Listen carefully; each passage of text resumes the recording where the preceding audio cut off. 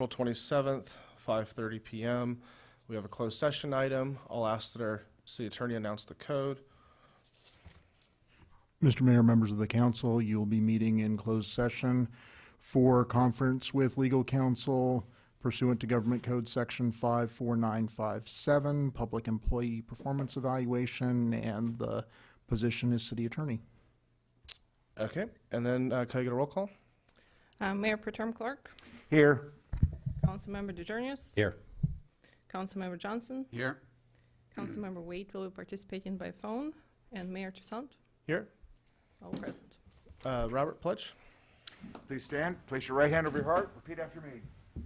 I pledge allegiance to the flag of the United States of America and to the republic for which it stands, one nation, under God, indivisible, with liberty and justice for all. Okay, with that, we'll go to public communications, written or verbal. I don't believe we have received any electronic communications. There's obviously no one in the room. Last would be if there's any callers. Do we have any callers? No callers. No callers. With that, we will move into closed session.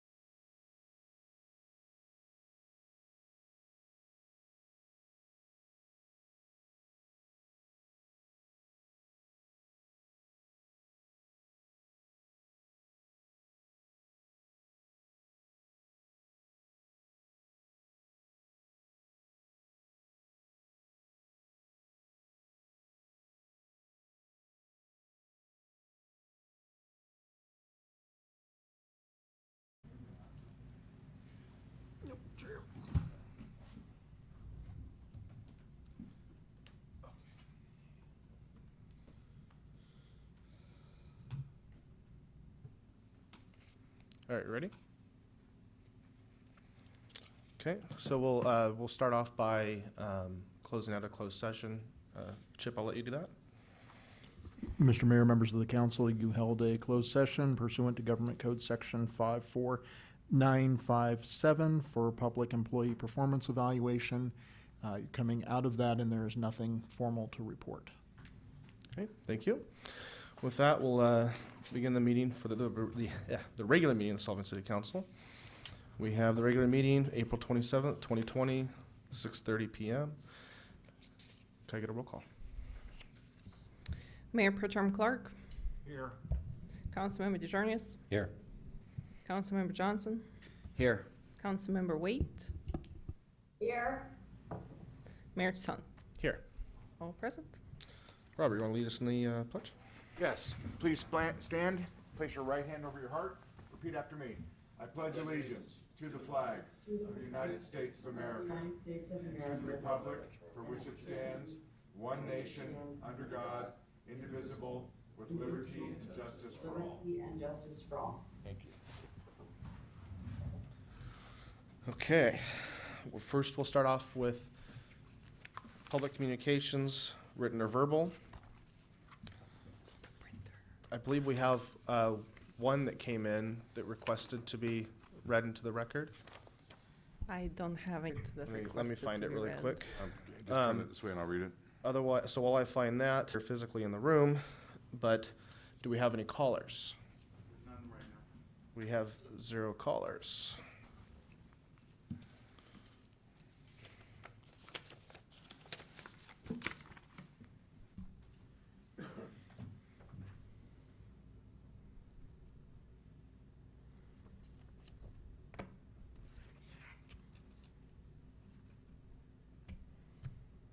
Okay, I found the one email that was requested to be written in. Okay. Letter from the public to be entered into tonight's meeting. Dear Mayor, City Council members, City Manager, and City Attorney, as Solvang Retailers Association, we would like to share some of our appreciation and complaints about the city's energy tenant moratorium ordinance. Some landlords went beyond and offered free rents, some offered 50% discounts, and some of the others offered very long extended payment options to their residential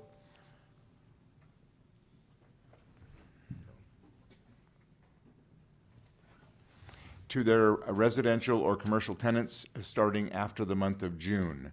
We all appreciate and are very thankful, and God bless to those good-hearted landlords trying to help and understand and support their tenants. However, still, a few greedy landlords and their property managers are unfortunately still acting like nothing happened and pretending the city's emergency tenant moratorium ordinance does not exist at all.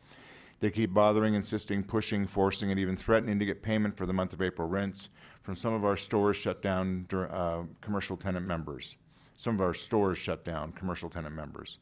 Basically, those greedy and opportunist landlords are forcing for immediate payment for the month of April rent. They say your April rent is due now, pay it now, or if you can't pay it, then leave, offering an exit from a long-standing lease.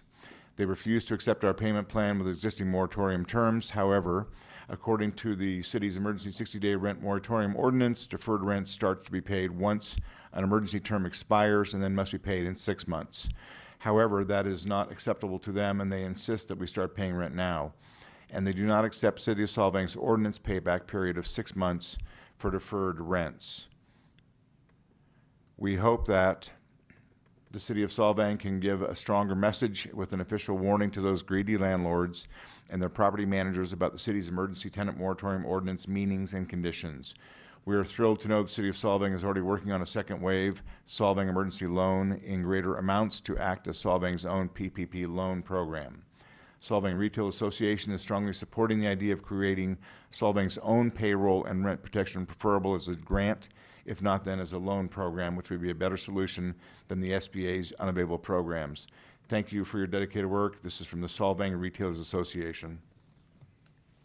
Okay, thank you, Robert. Quick question for legal on that one. I know we did establish a moratorium. We had some limited discussion on it and adopted it as suggested by staff, I believe. And obviously, at that point in time, we didn't know how long the COVID shutdown would be happening. Is there any sense for one, putting on the next item for the council to at least have it there in case they intend to make any changes to that?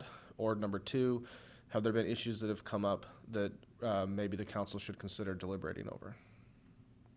Mr. Mayor, members of the council, I've not heard any issues. I don't know if Zena has gotten any calls from anyone. You do need to take action on that ordinance if you want to extend it for another month. It expires at the end of May. And as I understand, it seems pretty likely that, in fact, I think that the county gave us some additional rules that run through May. And so I think that we can expect that there's at least going to be some level of shutdown through May. It's the same level of shutdown through May now. Yeah. They extend it through May unless otherwise rescinded, or if the state were to take action, Exactly. Things like that. But otherwise, it's looking like May will be shut as well. It's looking like May will be shut as well. And again, your ordinance currently would expire at the end of May. Okay. So, I was just bringing that up only to see if there's anything that we should put it on the next meeting to possibly deliberate over. I don't know what issues have risen up. I've gotten several emails myself, whether it be landlord or tenant. Obviously, it's an issue. I've gotten more questions, so just trying to understand how it works from both tenants and landlords. So that might be something that we can maybe clarify today. Yeah. To clarify that, what you did was you adopted a moratorium on evictions. And if a landlord attempts to move forward with an eviction, then your ordinance is actually then a complete defense for the tenant in the case of the attempted eviction, including the 6-month pay period. So you would have to have a landlord who takes the step of attempting eviction. And I don't think anybody has reached that point yet. So maybe we just sit on that one for now. With that, we'll move on to executive reports. So I'll start with a brief city manager report. Just once again, reminding everybody about COVID-19 information resources. The best place to go is, once again, solvangresources.com. That has information for businesses as well as residents. And the second site is the official site for City of Solvang, where you can find information on how to contact Solvang staff during COVID emergency. This is the statistics that we have for County of Santa Barbara. As of today, we have had 471 cases of COVID. As you can see, Santa Ynez Valley still remains at the 5 cases. We haven't had any new cases in our geographical area for quite a while. The County of Santa Barbara, how the state is doing overall as far as counties. As we have mentioned just now, County of Santa Barbara developed approach and partnering with this REACH organization that will basically create a strategy for how the county could reopen. So the first call is going to be tomorrow. We'll find out more tomorrow about how they're structuring this, who is actually on those calls, who's going to be part of that group and part of those discussions. So we'll do that after the call. Once again, announcements, since we continue to be shut down for another month, continue not to flush anything that's not supposed to be flushed. Now we had just to have a little bit of entertainment. Sure, we'll see how much TOT you can bring. Advanced calendar, COVID-19 will continue to be the first and foremost priorities. To do a modification to allow for outdoor sitting, so to continue to comply with what we would expect to be, continued restrictions. Even as we begin to reopen, there will be probably, most likely, some kind of restrictions on spacing. So this ordinance would allow for that outdoor spacing. It also goes along with council general direction to expand outdoors and experiential tourism. Then, of course, we'll dive into the preliminary financial plan. Today we have on the agenda just a brief discussion on the forecast, but the next time you will actually have the entire budget prepared, and we'll be able to talk about the capital improvement program and all the programming budgets, including projects, contracts, etc. Then we have the Veterans Call specific site development. That project has been moving forward. There is actually a developer that is a new developer who bought the private parcel next to the Wetzel, and he is very proactive in wanting to develop that. So that project will move forward and will be brought to council to discuss next steps. And then we, of course, have the citywide economic development and opportunity zones as we begin to recover. We've also talked about the priority of wanting to diversify economy, and there is other additional sites to the Vets Hole that the council might consider for developing to both increase, the property value itself of those parcels, as well as TOT and sales tax for the city.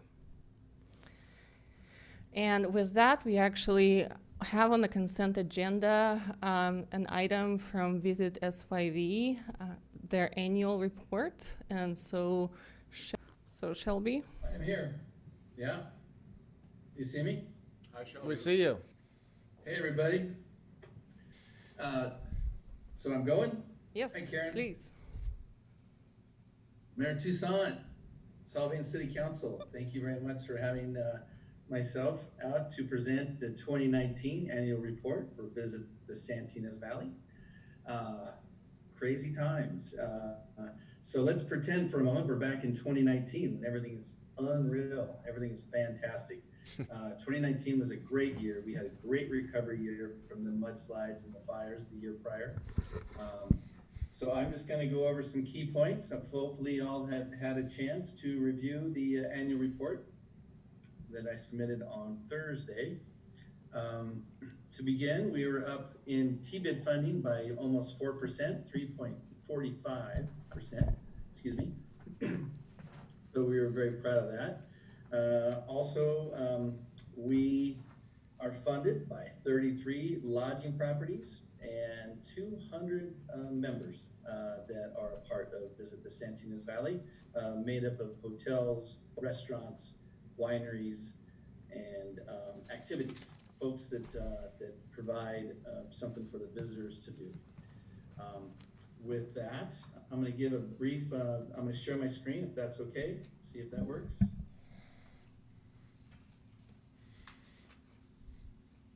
And do you see Spirit of the Santinas Valley? Yes. Yes. Awesome. So we had our annual meeting, and at that meeting, we presented the Spirit of the Santinas Valley to 3 recipients. Part of our deal is that we have an education program where we hold seminars to teach the front-facing folks in the Santinas Valley about customer service and other things to do in the valley. And then annually we reward the ones that are outstanding in that are great examples and ambassadors to the Santinas Valley. This past year in 2019, we awarded Marcy Payne with Alisal Guest Ranch and Resort, Giorgio Curti of Almoranto Catering, and Chef Pink with Route 246. Our year-long campaign was based on the world of, very proud and very successful campaign. We had the world of tastes, experience, smiles, and sunshine. Again, very, very successful. It was a great campaign. Public relations-wise, we focused not only on our regular feeder markets, which is, of course, Los Angeles, San Diego, and we're always trying for San Francisco, but we're really focused on our direct flight markets last year. Total value of our public relations media coverage for 2019 was over $5 million. Total circulation of that editorial coverage was 43 million over almost 34, you could say, or 44. And then number of visitors for that editorial coverage in 2019 was over 1 billion folks that were checking us out. The PR ad equivalency from 2018 was up 224%. We put out our destination guide, as usual. We print 95,000 copies of this guide that represents each of our communities and all it has to offer. We do direct mailings to several zip codes in Southern California, and then they are distributed in visitor centers in the tri-counties, as well as the airport and in all of our hotels, of course. Restaurant Weeks 2019 saw the first inaugural of Restaurant Weeks. The years prior, it had been 1 week, and we expanded to 2 weeks. And again, incredibly successful. It was I think we had over 34 participants this past year, and the media coverage was through the roof, highly successful. We had the inaugural Taste of the Santinas Valley. Very proud of this one. It was a 4-day, 6-town event that took place from Thursday through Sunday in the Santinas Valley. We had over 1,300 attendees overall, and this was just after a few months of advertising, so really proud of how this went off. We also partnered with the city of Solvang, and we handled the grape stomp this year. Again, very successful. We had over 475 attendees for that afternoon in Solvang, and very proud of that. And we appreciate the respect, and we're honored that Solvang worked with us to make that happen. Big picture takeaways, overall clicks, and overall we were up in the clicks to book and to visit santinasvalley.com. Our organic traffic, direct traffic, mobile, referral traffic up 74%. Sessions were 14% and 7% longer. The sessions for each of our outside markets, so there is a big goal of ours. San Francisco up 2%, San Diego up 26%, Irvine 53%, New York 27%. Phoenix, which is one that we plan on attacking hard this year, might have to hold off till next year, but Phoenix was up 82%. And then the PR equivalency again was from the prior year was up 224%. We had the privilege of presenting at Visit California's headquarters, where the 70 attendees, 70 employees, plus 20 dignitaries that were visiting at the time, were there for our hour-and-a-half, 2-hour presentation, where we made the distinction between the Santinas Valley and the coast of Santa Barbara, and that we are actually the wine region for the county. And again, it was a lot of fun, and we had a great time there, establishing our brand, the Santinas Valley, within Visit California. Grants and special projects. As you know, part of our contract is to provide to the community to support events that happen in our valley with marketing dollars. And we also do charitable donations and community development, such as the Christmas tree and other things. Total given out in 2019 was $68,325. And that is it on the shared screen.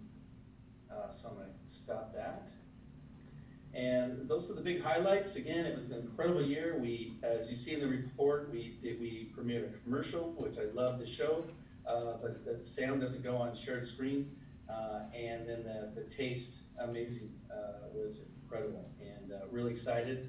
One other thing to note regarding 2020 is we just put together a revised budget. You'll see that in the last page of the annual report. We knocked off a lot of money, over 200,000 expected loss in TBIT, and it's a living document. We might have to go back and restructure that again, but we knocked down a lot of our marketing dollars, and we cut everything so that hopefully we can make it through the year, and we are excited. And then 3 marketing campaigns that we are working on right now that are all different, but that will run simultaneously as soon as we're given the go-ahead to invite people back to the Santinas Valley. And I'm available for questions. Question? Thanks for coming on. What kind of conversations have you had with the hotelers in Los Alamos and Solvang and the area? What are you hearing? What are they saying? I know that, like, for example, and God bless and rest his soul, Larry Sarlus, there are some people staying at the Hampton Inn. There's a few people staying at the Marriott. What are you hearing? Are people staying in any of the hotels right now? Absolutely. The 3-way hotels are doing fine. But as you know, you've only got a few, 3, maybe 4 hotels open in Solvang, maybe 2 now. So they're the ones that are open are doing okay. That's because they can stay open. But we only have the Victorian Mansion that's open in Los Alamos, very unique hotel. And then there's nothing open, only one hotel property in Los Olivos. There's nothing open there. And there's nothing in Santinez at this time. So it's just a couple in Solvang and mostly Buellton because it's along the freeway. Got it. Thanks, Shelby. Just to extend on that question really Yeah. quick, do you know what the average occupancy rate is for the hotels that are actually, still open? That are still open currently, I do Yeah. not know, but it's something I'd be happy to find out for you. Okay. Chris? Yeah, Shelby, help me understand, why is it that some hotels are remaining open and they're operating and others are not? What's the criteria for staying open? Well, they are essential workers, so it's an essential business for workers, for first responders, for firefighters, for folks that can do staycations. A lot of hotels have converted over to be offices, so that if you don't want to work from home, you can rent out a room for the day as your office. It's financial, I believe. It's those who think that they're going to have occupancy worth staying open for, Chris, or they aren't. And so it's just cheaper for them not to keep cleaning rooms and keeping things open. So it just really comes down to the business owners themselves making that decision? Yes, sir. It 100% is. It just seems to me that the idea that, this is a half-baked idea, and I don't want to get in trouble by saying something people may find offensive. But the bottom line is, I find that hotels are doing just fine, and they should stay open, and they know how to distance and all that kind of stuff. I'm just greatly troubled by the arbitrary manner in which we have decided who's essential and who's not, and how they should operate. I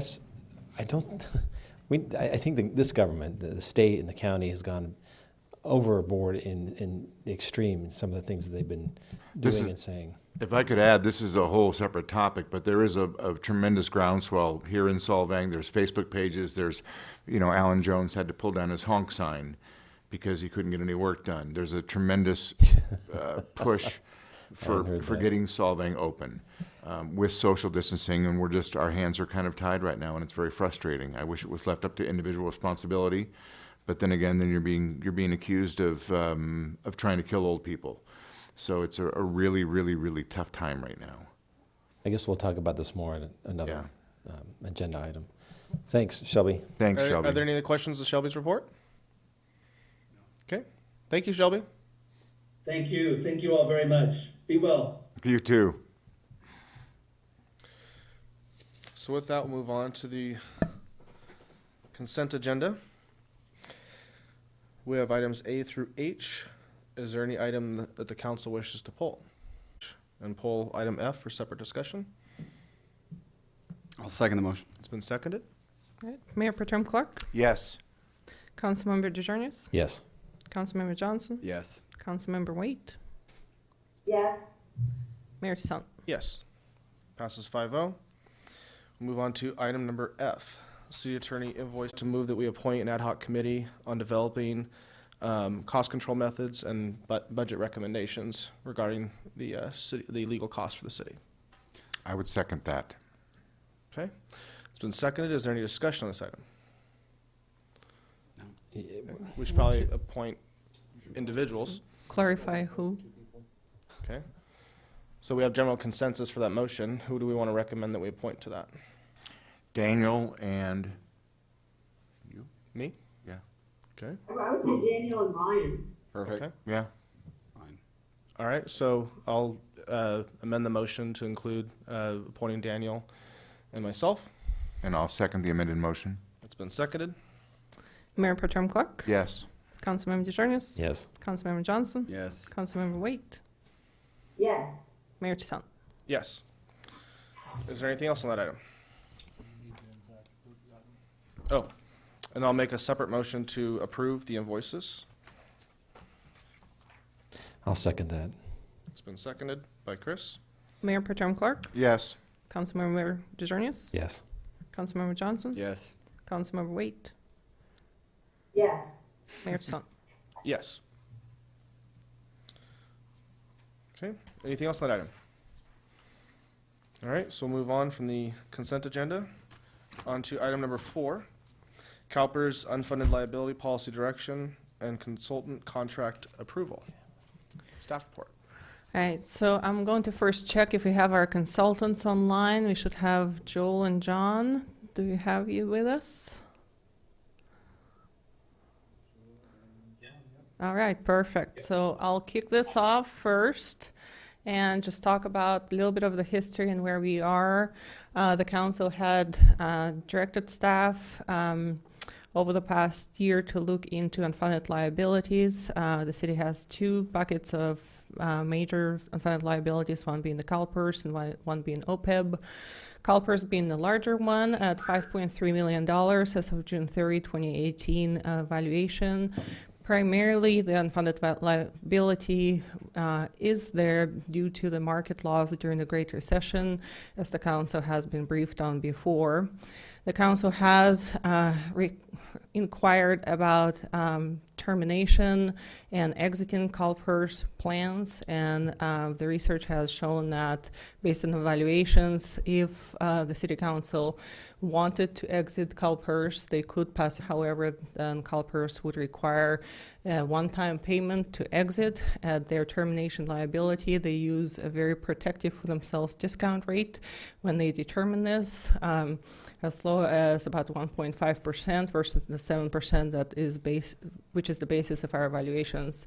So if the council was to decide to just exit with a termination liability and pay off CalPERS, we would be looking at about $17 million payment to CalPERS. Of course, that does not even include the COVID-19 impact, which is significantly larger than the Great Recession. I only have data here that's a little bit outdated. As of March 22nd, the CalPERS had lost $69 billion, and that's on overall funded basis of $400 billion. So it's a huge change in their market position, and even though their current position has been that they are not going to make policy changes and change the discount rate from 7%, as you would recall, in about 2016, they had taken the major policy change that significantly increased payments for CalPERS throughout the cities in California, where they went from 7.5% to 7%. Payments were doubling for all cities through 24-25. The standard kind of approach that the League of California Cities and most cities in California had adopted during that time and until this time as well was to kind of use these strategies to either prepay unfunded liabilities to CalPERS directly, so that's giving money directly to CalPERS. Of course, it then goes into CalPERS. You have no longer any control of that money, and it's really all dependent on their actuarial assumptions. So if you do not believe that the plan is actually going to earn 7% that their actuarial assumptions are based on, then of course you're not exactly paying off your unfunded liabilities, even if you pay off the entire unfunded liability payment as of the last valuation. Another strategy was to form a pension trust fund. Pension trust fund, you can invest with the same risk as CalPERS, and you can set money aside for pension directly in that fund. It would be specifically for pensions. You can draw from those funds during budget times to pay for pensions to CalPERS. So it's a tool that creates a little bit of a cash management, better tool than just giving money to CalPERS, but it doesn't resolve the problem of unfunded liabilities either. Another tool was to negotiate with unions and ask unions or the employees to actually pay in more towards the employer contribution. And then the last one is issue a pension obligation bond, which is risky, obviously, because you're taking on another debt to pay off this debt. And then if you're not actually resolving the structural issues, then you're not getting ahead. So the council has been asking to seek alternative approaches with from reserves of $5.3 million. there is no way that we wouldn't be incurring new unfunded liabilities right now with COVID-19. We'll just have to wait and see on the actual numbers, actual evaluations, but if you just look at the number of losses and then losses in the assets, we know there will be more, and we know that the fund will not be able to sustain it without coming to our agencies asking for more funds to put into CalPERS. So with that, we reached out to Joe Nation, who is with Stanford University. I will let him introduce himself with all of his titles. And then we also have John Holtzman, who is an attorney who specializes in this issue. And so we would be talking to him about advice specifically on CalPERS issue. So with that, I will turn it over to Joel and John to give a little bit of overview about yourselves and what you can offer for the city. Sure, John, can I do a quick intro on the numbers side? So my name is Joe Nation. I am in my 13th year teaching at Stanford.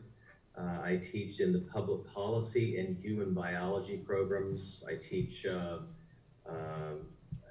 number of different courses, health policy, a California class, and I also, and a couple of others, and I run a site called pensiontracker.org, which you may have used, and that is has fairly detailed data on every agency in the state, either CalPERS or CalSTRS members. So there are about 3,400 agencies that are on pensiontracker.org.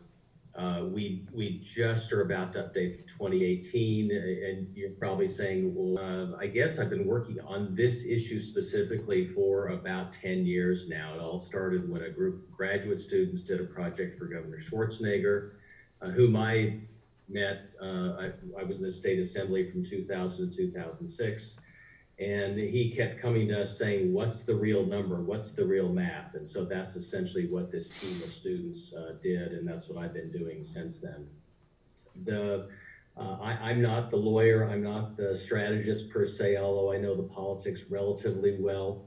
And so what I'm suggesting that I can do, if it works for you, is to sort of tell the number side of the story, to tell the financial side, sort of where you've been, how you got here, talk a little bit, and in particular, to be able to work with people or talk to people and have conversations with people in your community so they understand the severity of the problem. And I'll just give you one example here. So I was just looking at some CalPERS numbers again today. And you probably see these statements that CalPERS puts out, and they say, well, we're doing okay. In the last 20 years, we've had this rate of return, 30 years, this rate of return, et cetera, and we're doing just fine. It's higher than the 7% that we assume today. And what they are not telling you is that they've missed their target virtually for a couple of decades now. And in fact, because it did not used to be a 7% discount rate or assumed rate of return, it was at one point as high as 8.75%. So when you do the math on that, you actually find out that CalPERS has underperformed by almost 2%, about 1.7% over the last 20 years. And when you're underperforming at 1.7% on that rate of return, it blows a big hole in the in your liabilities, obviously, or creates a big liability for you. I've done this for a number of other cities, special districts, counties out there. It really depends on the level of detail that you're looking for. My suggestion would be a fairly short summary that sort of tells the history, looks at a few years. I work with an actuary who can actually do an actuarial analysis if that's something you're interested in doing. That's more complicated, it's more detailed, it's more expensive, et cetera. So I'm anxious to hear thoughts from the council members and the mayor on what you are thinking. Now? I think probably let's have John jump in and introduce yourself and talk about what you could do for us. Very happy to. So my name is John Holtzman, founding partner of Rennie Public Law Group in San Francisco. I spent about 33 years in the public law arena. A good bit of it, a lot of it having to do with labor issues in general, but in particular focused on CalPERS and pensions and other sort of structural issues for cities. So I did, among other things, I did the labor side and pension side and the OPEB side of the Stockton and Vallejo bankruptcies, and tend to focus on, I hate to say it this way, but fiscal distress issues a lot, and sort of ways through fiscal distress. Also, not I should say, to be clear, most of my clients don't go bankrupt. Fresno is an example of one of my longtime clients that has not gone bankrupt, and that we were able to pull out. So the thought, and Joe and I linking up for this project is, I have a fair amount of expertise in everything from, I just negotiated for slow RTA withdrawal from CalPERS, so I actually have some very fresh experience on withdrawal issues and the moving parts involved in that.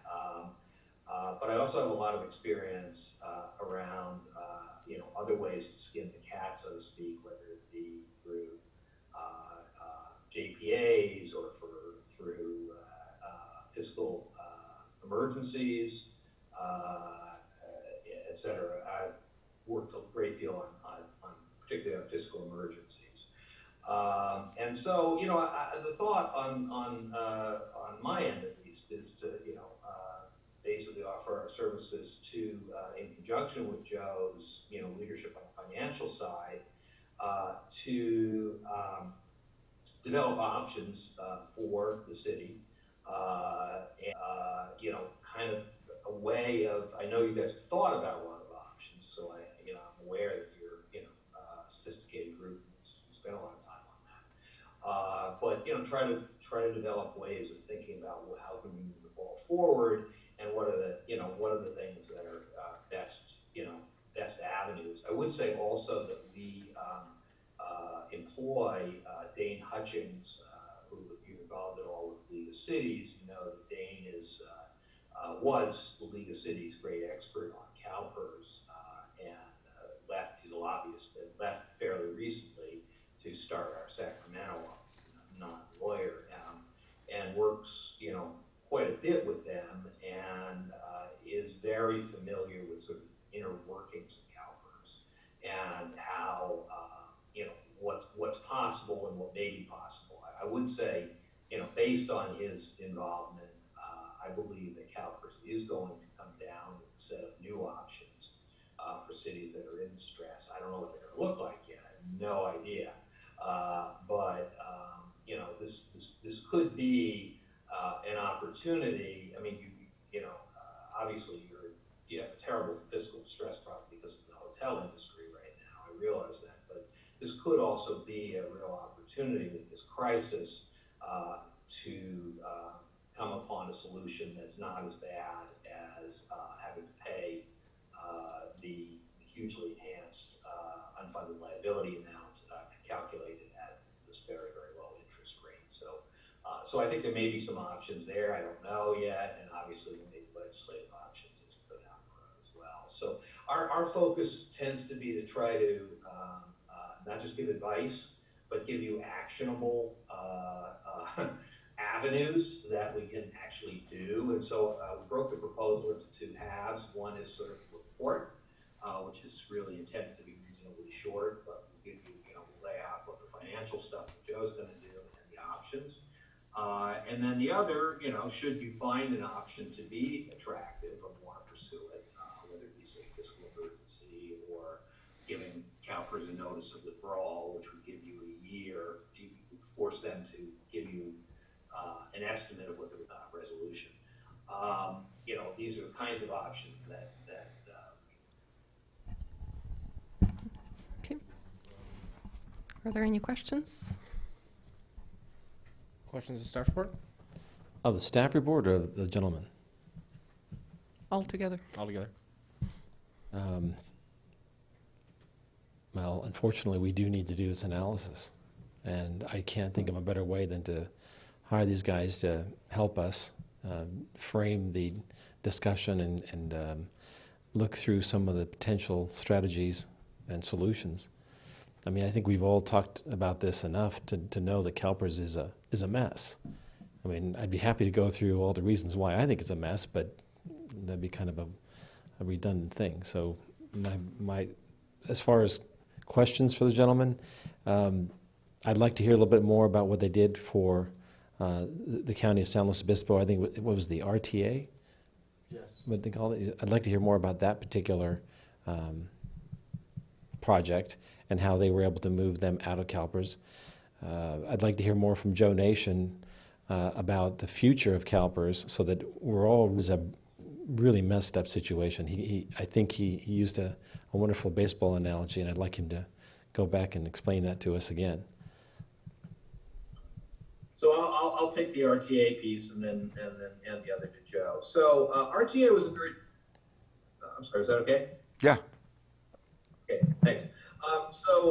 RTA was a very different situation than you're facing. RTA ended up essentially having to withdraw for some complex reasons having to do with mistakes that were made earlier, and basically the cost of not withdrawing would have been immense in a lot of ways. So it was what RTA actually did is they did pay the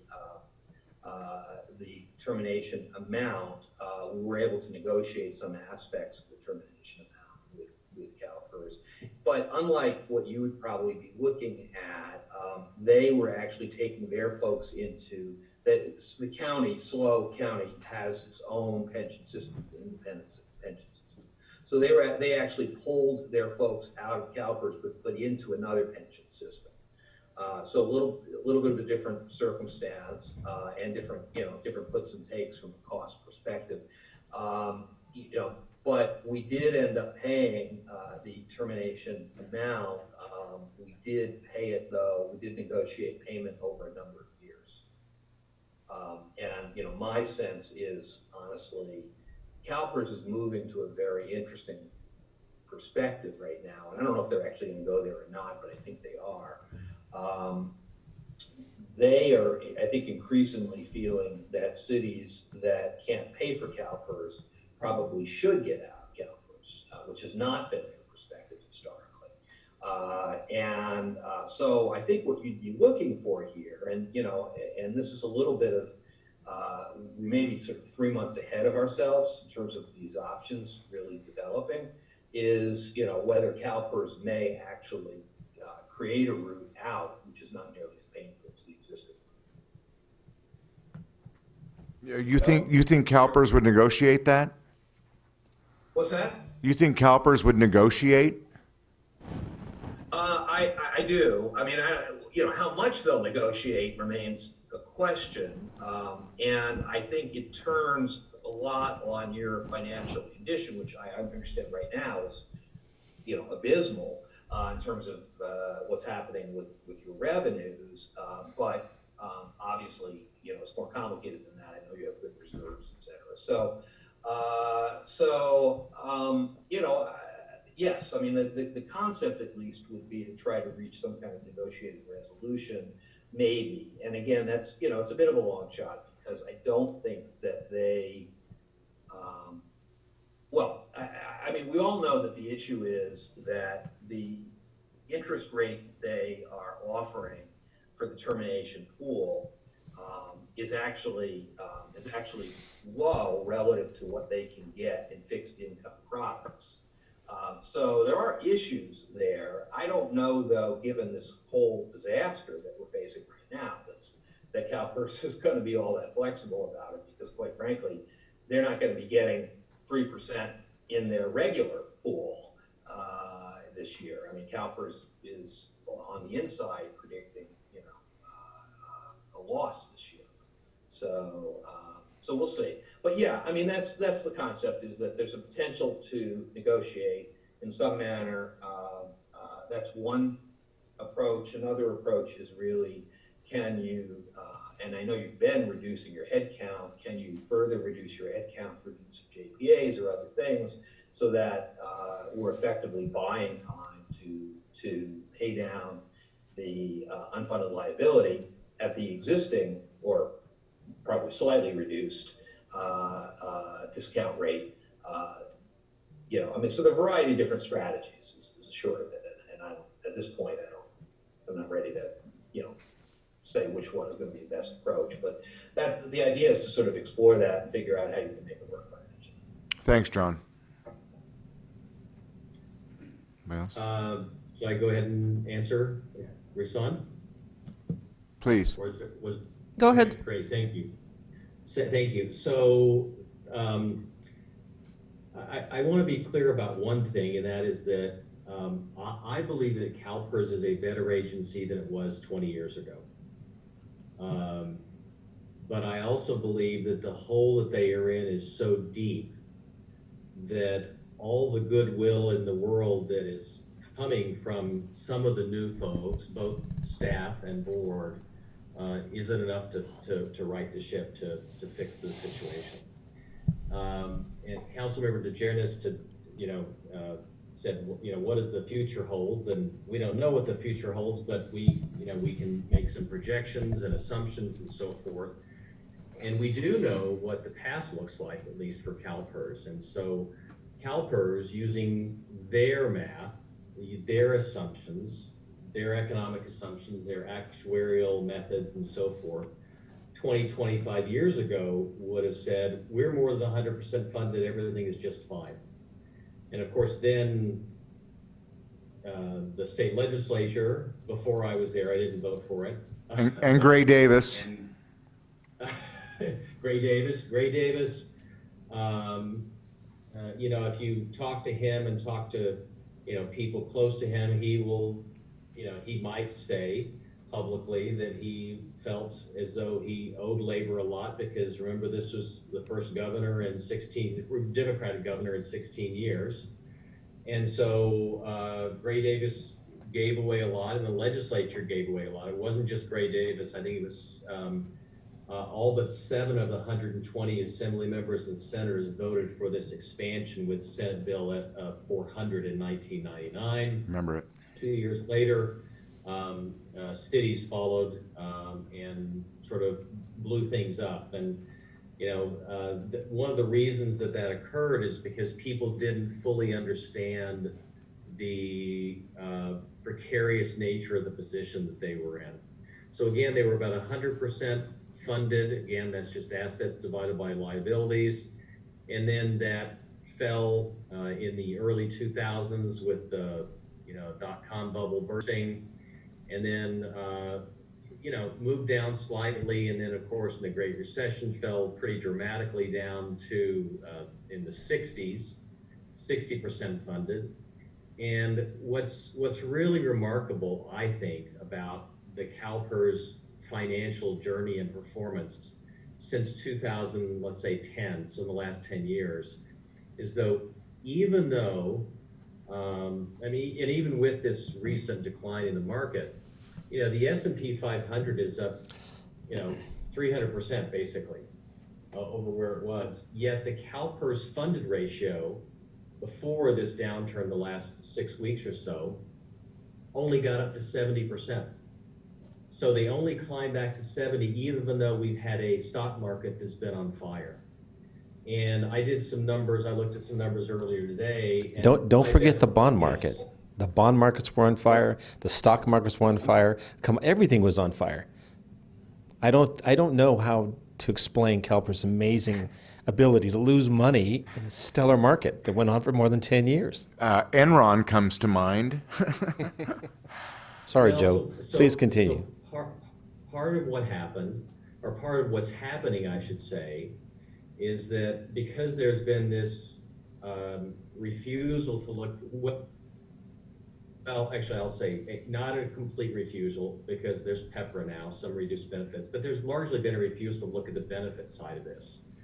And so if you don't look at the benefits, and the benefits aren't sustainable with your investment strategy, then the only thing you can really do is, and this is the baseball analogy, you're way down in the bottom of the ninth, you're 4 runs or 5 runs behind, and the only thing you can really do if you've got 1 or 2 outs is swing for the fences, hope you get a home run or 2, and somehow tie the game. And I would argue that to a great extent, CalPERS, and not just CalPERS, but a lot of pension systems are doing this now, where they're putting money into riskier and riskier assets that might actually result in that home run, but are more likely to make things worse. And I remember the first discussion I had with an actuary friend of mine, and I said, that's got to be the dumbest strategy that I could imagine. And he said, they have no other option. This is all they can do. And so if you work through the math and you do some scenario analysis and some Monte Carlo simulations, and you can sort of see the probability of the outcomes, you would come to the conclusion that things are probably going to get worse before they get better. So that today, I'm guessing 65% funded ratio at CalPERS might dip even further. And I should emphasize that those numbers I just cited, the 65%, are based on CalPERS assumptions. That assumes 7% rate of return every year forever.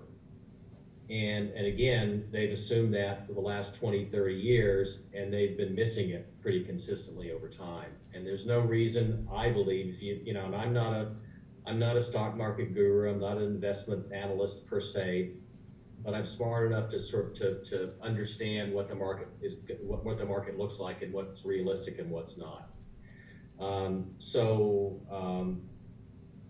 I think it makes sense, in particular, given what John has said, that CalPERS may be a little more interested in negotiating at this point.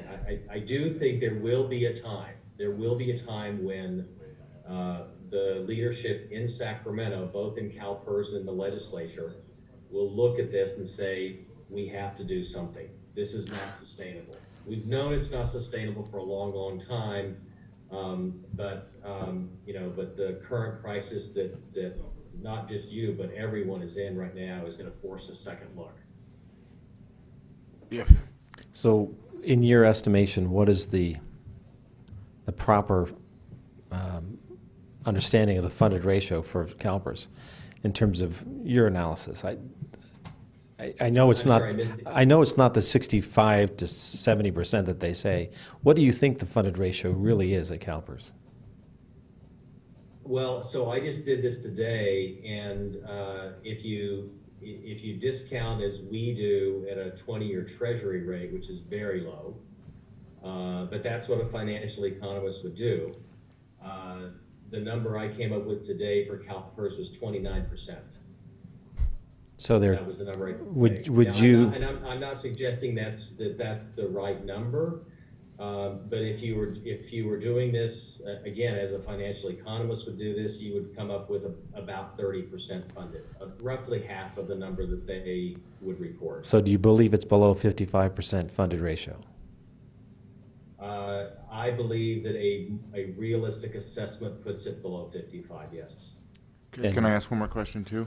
So You were Joe, you were a Democrat assemblyman in California, and you just mentioned that the legislature in Sacramento is going to have to do something about this. And do you really believe that they would really have the backbone to do something about that? Yeah, I mean, you were amongst that group. It is, I have conversations with some folks up there that I know. I've had, across the board and leadership. I had dinner with a number of members of the Senate about a year or so ago, and I was actually pleasantly surprised to hear that these members, and I think they were all Democrats because it was a Bay Area get together. You can be anywhere, yeah. All of those Senate Democrats surprised me in saying, we know we have to reform this. We know this is not sustainable. And, you know, the question that they always ask, or what they say, is how do we make that happen? And I do think we're at a point where, you know, because people are starting to say no to new taxes, and people are, you know, voters are starting to say, wait a minute, why are we putting more and more money into pensions without reforming them when you're laying off teachers at my kid's school? So there, you know, there at some point that there will be a tipping point. I don't know how close we are to that. It probably depends on how severe this economic downturn is. You know, one of my colleagues at Stanford is saying that he doesn't think that we will recover from this for several years. I don't know if I agree with that, but he's a smart guy, knows the macroeconomy really well. And there will be a tipping point. There will be a point sooner rather than later, where the legislature will have to act on this. Because if they don't, it will devour everything else in the budget. Gotcha. And, I mean, and you know, I'm still a Democrat. I've always been a Democrat, but I always like to say that I'm a Democrat who could do math. And you know, the math is pretty clear, and the facts are pretty clear. And unless we as a state, and not just California, because it's worse in some other states, but unless we take this on and have serious discussions. And the last thing I'll say is that, you know, in the 10 years I've been working on this at Stanford through Pension Tracker, I've had discussions with folks from the labor side. And, you know, I am a former labor union representative. Back when I was in college, I was a labor union rep. And I believe that people who are, that people who work in particular in cities and counties and special districts around the state of California ought to be concerned about the long-term viability of CalPERS, because it's clear, and John knows this much better than I do, but it seems clear to me that, you know, the bankruptcy option, the nuclear option, is something that more and more cities may have to consider.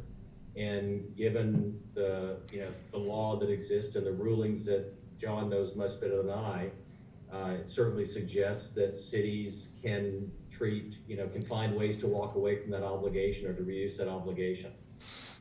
If I were a CalPERS beneficiary in in California, in a city, a county, or a special district, I think I'd be looking for something else that would guarantee me a higher probability of actually getting that pension check. And at some point, again, there'll be a tipping point on that side as well. Okay, thank you. Sure.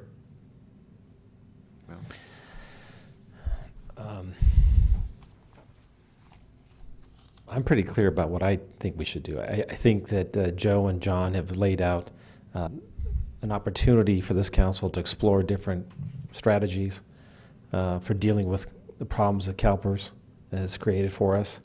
This city doesn't have the tax base to try and recapitalize the losses that they created and keep creating. I don't think this COVID issue is going to go away anytime soon, and we're probably going to see another black swan event of some kind that will take the market down, and who knows what happens to CalPERS at that point in time. All we know is that they are well below the 55% funded ratio, and my understanding is once they fall below 55%, they simply cannot grow their way out of this, demand more money from us as they've done since the last recession, and we don't have it. And I for one, am not excited about going and talking to the residents about increasing taxes so we can support 40 retirees. I mean, the entire equation is broken. They don't, and they've proven over and over again, they don't know how to invest money, doing better than they are. Why didn't they just buy the indexes and we'll walk away and go home? Anyway. Put it all in red. Yeah. Would we get better negotiating power or anything of the such if 15 cities came to them and said, this is what we're looking to do? I mean, say, all right, we'll just use bankruptcy and we'll get out of it. You know. Well, for example, let me ask. Made a fair amount of sense.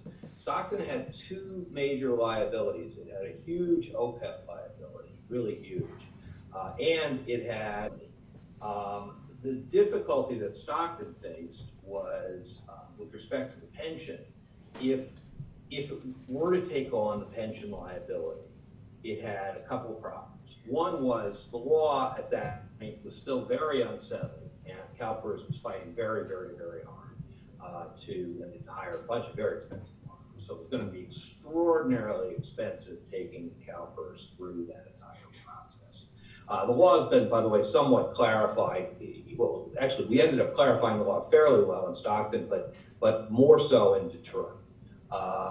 So that was issue one. Issue two was that it was relatively easy for us to essentially discharge the liability on OPEB, which was huge, and leave the pension intact, which from a competitive perspective was preferred by the policymakers in Stockton because they still have to recruit cops.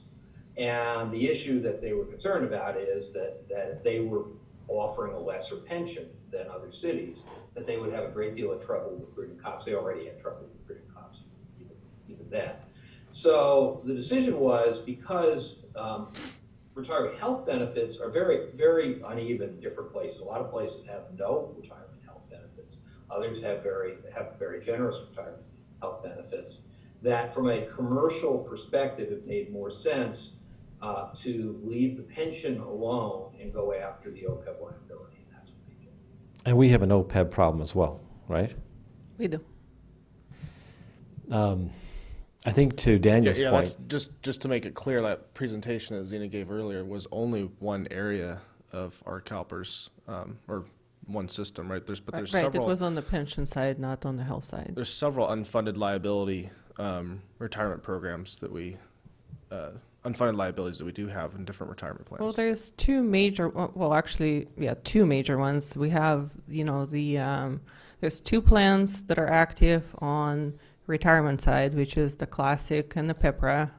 And the PEPRA so far has been basically fully funded. Of course, I think that's going to change with this COVID-19. The $5.3 million comes from that Classic plan. That's the older plan that has most of the retirees that, lost the most of the assets during the Great Recession. And then, of course, we have OPEB, which is post-employment health benefits, which has an unfunded liability of about $2.1 million. So, and I understand that, we kind of focus this contract and proposal and discussion around CalPERS today because that's where we started talking with Joel and John, and that's really the more complicated one. But John actually also has And in fact, and for that matter, on pension vesting as well. In fact, the Alameda case, which is going to be argued, I want to say next week, is one of our cases. well, I certainly believe that there are alternative investments replace CalPERS and OPEB, and I think we'd like our consultants to look into those as well as an alternative, at least open the door to explore those alternative investments. But getting back to Daniel's point, which I thought was an interesting one, how do we work with other cities to let the people in Sacramento know we can't do this anymore? That's one way. I think Joe Nation was talking about this. I think it requires political courage in Sacramento, which they simply lack. So I don't see that happening. Secondly, I think you make an interesting observation. That is, if the city of Solvang were to join with the local communities like Buellton and others through joint powers, authorities for water or wastewater, maybe we can change the way. Change. I don't want to say. I want to be careful about how I say this, but I think we can find ways to more cost effectively produce water and manage wastewater without having to add to our head count with respect to CalPERS. And we'd be able to reduce it by combining the administration and cutting overhead, that kind of thing. Does that make sense, Daniel? Is that what you were talking about? Because we were already moving in that direction. Yeah, more specifically. Yes. Yeah, more specifically, CalPERS. I was just wondering has any other city tried to do exactly what we are doing? I mean, do we have experience with other cities that, let's say they're not in financial straits? Because obviously we do have reserves. We're not in horrible condition right now. But has another city gone through this? Have they tried to do this? Are we the first city in California that's hired you guys to actually come up with this plan? Are we just, that's what I'm wondering. At least on my end, I would say you're the first city that is, potentially hiring us to pursue a termination strategy based, not on sort of other factors, but specifically on, the infirmity of the CalPERS system. Yes, I think you probably are. Again, Stockton, Vallejo, we looked at this, so it's not like you're the first ones who've looked at it. Well, actually, John, I'm going to interrupt you. Didn't you say that Corte Madera and Larkspur and some of those other communities are doing something similar? Well, no, what they're doing is, yes, on the JPA side, yes. So Corte Madera and Larkspur are looking at a different strategy, which is this, what I'll call the mega JPA strategy. And strategy I like a lot. So Corte Madera is, they're a client, we're city attorney in Corte Madera.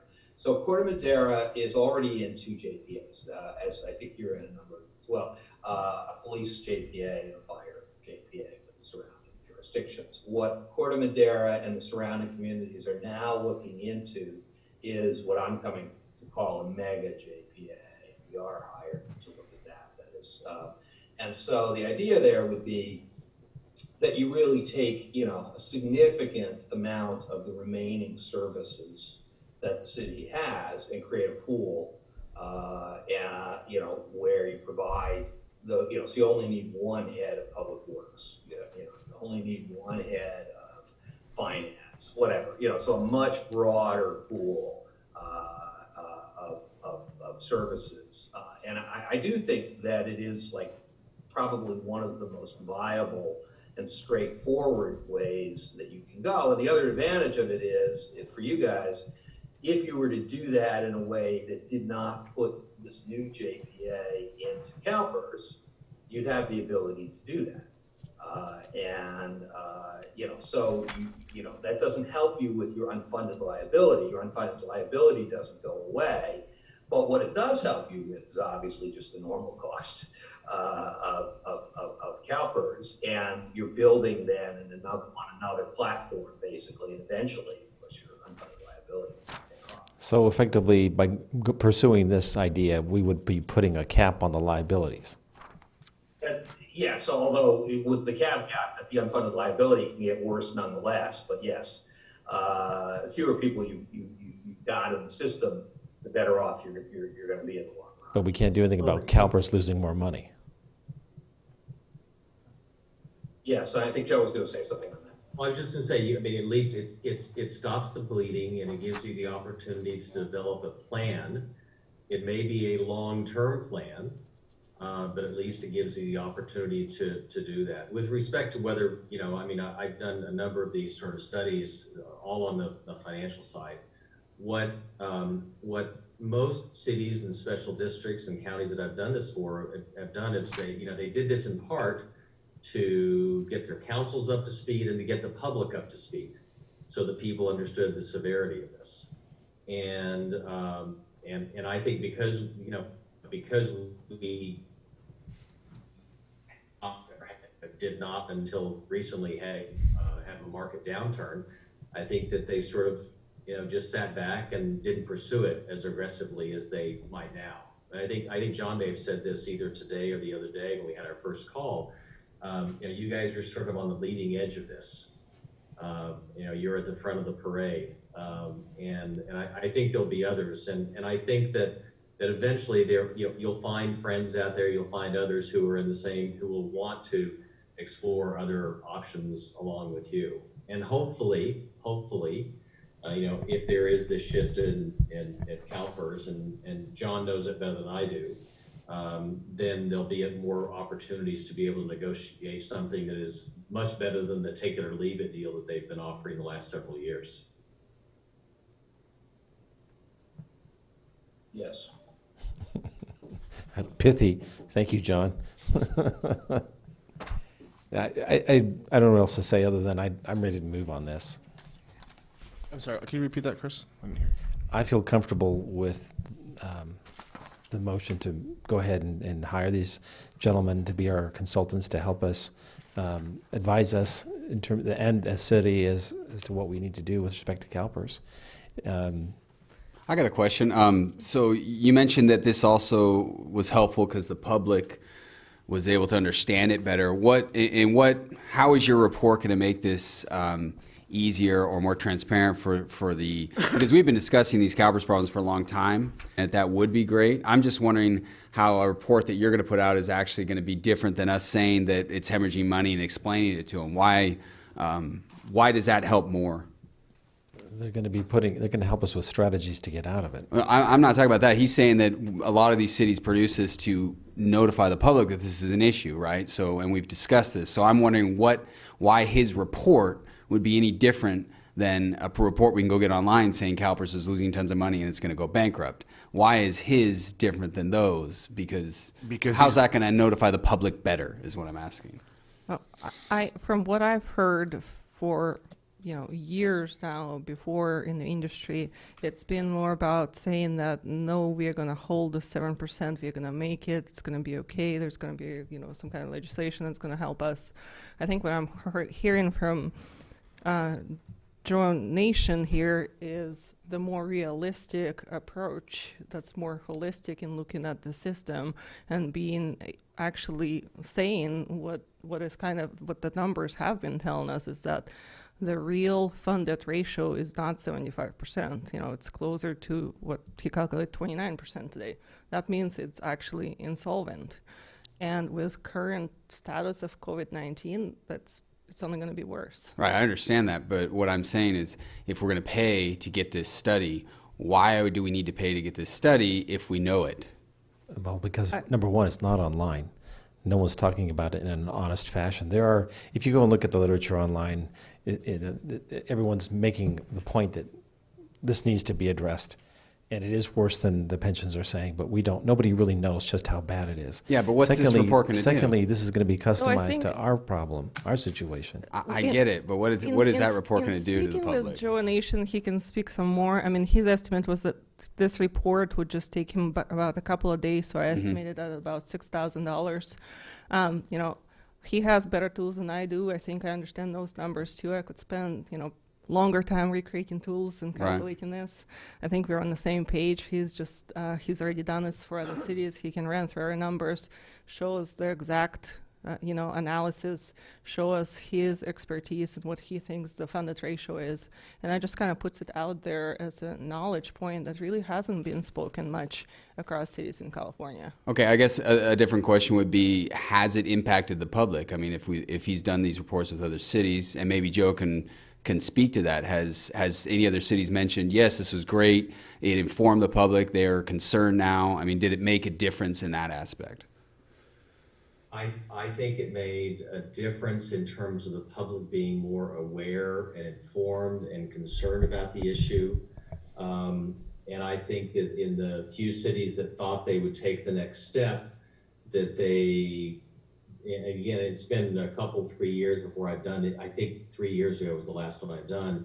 I think those cities ran into the threat of endless litigation from CalPERS and backed off or backed down at that point.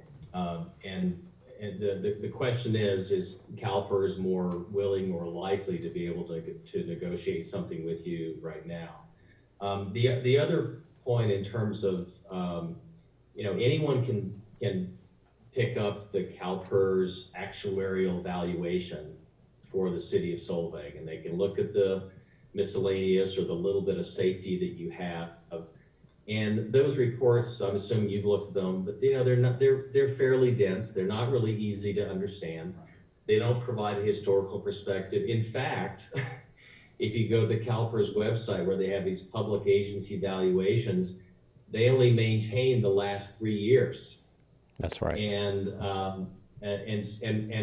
even though all it is server storage, which makes no sense to me, but for whatever reason they've done that. I think they do it because they don't want people looking back historically.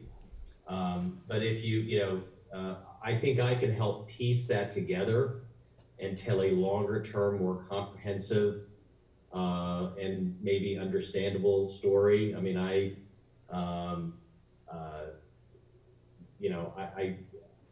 think I'm a good teacher at Stanford. My students think I'm a good teacher at Stanford. My boss thinks I'm a good teacher, and I think I can find ways to tell stories and to highlight things that others might not, or in particular the CalPERS reports don't highlight and don't tell. And I think if you were to hire me as part of this team, you're not hiring Stanford, but I'm doing. I'm still at Stanford, and with Pension Tracker, I think people know the work that's been done there. I work with other colleagues at Stanford who are outstanding on this issue, and it's just a different. I think it's a different level of credibility. It's in some ways it's sort of an independent, outside expert, as opposed to someone who might have a particular perspective on this, and so hopefully that would be of some value. Yeah, like for me, the value add that he brings to the table is his ability to show us where we are today and where we're going in the future if we don't make some decisions here. You can go online and look at all kinds of stuff, but they don't show how we're going to get out of this or how that's going to impact Solvang specifically. So that's the customization that he provides in terms of the report. I think we need that because we have to explain this not just to the community, but also to our own employees who don't understand why we're doing this. They think we're somehow doing great harm to them. And instead, we're trying to help them and protect them from a decision that was not, in hindsight, it looks pretty stupid, but at the time, they thought that was the best thing they could do for the employees. So it provides us some economic justification. It provides us some political cover to explain to them, this is unfortunately what we have to do. We have very limited choices, and this is the best of the worst choices. Yeah, I don't have a problem with it. Is there going to be some sort of aspect that is specific to the city of Solvang, so it's going to analyze our specific? Okay. This would be solving data for the numbers. Besides reporting, which is great just for public awareness and for the council and make informed decisions, what are some of the more actionable type items that would be explored in pursuing this contract? That's kind of what I'm interested I in. think that's more on the side of Legal John side, here on the yeah. legal side, and some of the things we've been discussing, and you should confirm that that's what you're interested in. Having John do some initial work on is looking at what is the possibility of negotiating with CalPERS and exiting CalPERS, using JPAs for our remaining services. So having a JPA for specific service that's more regional, which I think goes along with what council has talked about before. Mm-hmm. And then also working on outsourcing within legal parameters to contractors, which is also something that the city of Solvang has been interested in. So I think those would be the initial kind of engagement with John to see what his strategies and his recommendations would be, and then working interactively back with you again, because as we come up with any kind of strategy, this JPA might be a possibility, then we can have John as the legal counsel give us the parameters and work with us on how to actually make it happen, because that's one of his specialties. Okay. Just to some of the points brought up earlier, I think one of them was Daniel about asking about other cities that might be interested in. We did receive a letter on April 9th from the California Mayors Coalition. I'm not familiar with this group. Maybe someone else here is more familiar with it, but I would just like to note, and we can insert this into the packet here, that there was an item on there regarding CalPERS and some kind of movement they would like Newsom to take. I would note that it's not going to do anything what they're currently really saying besides just freezing things temporarily. But that might be an avenue to find other cities that are interested. Sympathetic or interested in coordinating with us. I Right. think, yeah, Daniel, I agree I with do what think you're there would be saying. more value in more cities jumping onto this. And this I'm guessing issue there. that many of the agencies in our valley might join us. I mean, we'd have to do our own, but they may seek out Joe and John on their own and in a complementary way, right? Or maybe Joe and John can help us form a JPA that with Buellton and San Ynez and those kinds of agencies so that we can find those. I think initially what we need to do is, if we're in agreement, is to go ahead with Joe Nation's financial analysis, get the financial analysis, look at the financial analysis, and then see if possibly using that financial analysis we can discuss this with other cities that are in the same types of issues, maybe smaller cities, band together, and then talk to Jonathan about possible plans, not just for us, but if we can get other cities to get involved.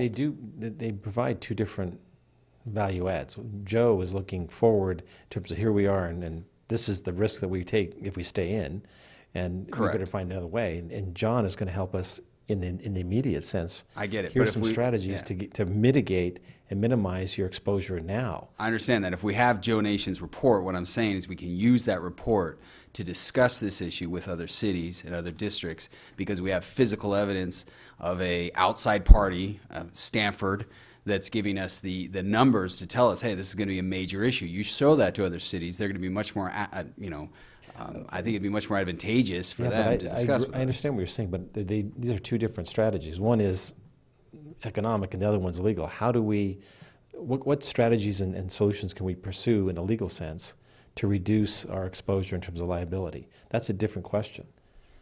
Right. I'd like to get other communities on board with that. But to get them on board, you use that report to show them the dire straits that we're all in. And then they're like, yeah, let's jump in and let's talk to Jonathan. We're talking to Jonathan. Let's all get together, talk to Jonathan. We need a report to let people know we're in dire straits. Obviously, that's why we're doing it. John, I can't make this argument for you. Can you please step in and help us understand why we should hire you now? So, look, what we are envisioning, we made a proposal that's a two-part proposal. What we were envisioning for the front end is a relatively straightforward. Joe would do the financial analysis that he described in the report, and I would simply lay out options at that point, which is relatively easy to do and has been terribly expensive.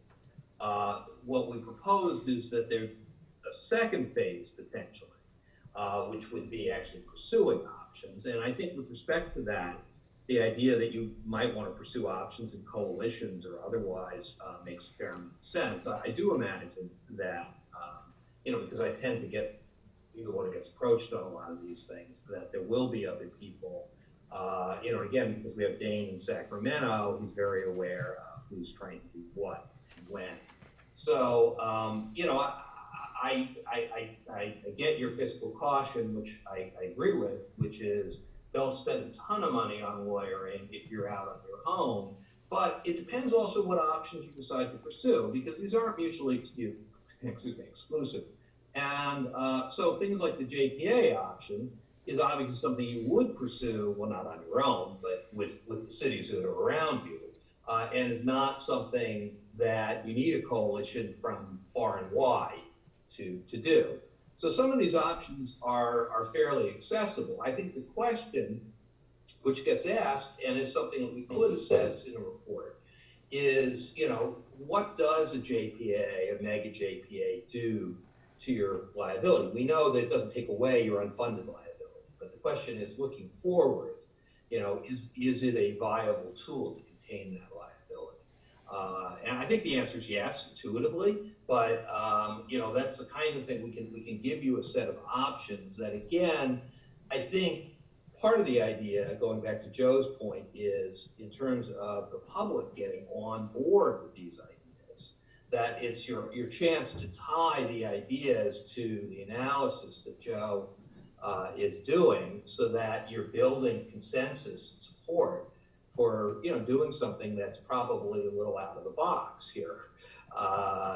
Another issue that's similar to that is the idea we've talked about of potentially giving CalPERS notice of your intent to withdraw, which is a 1-year process that does not bind you to withdraw, but does bind CalPERS to give you an actual analysis of what they consider to be your withdrawal liability, and potential platform to do that. So some of these are options that are sort of unilateral.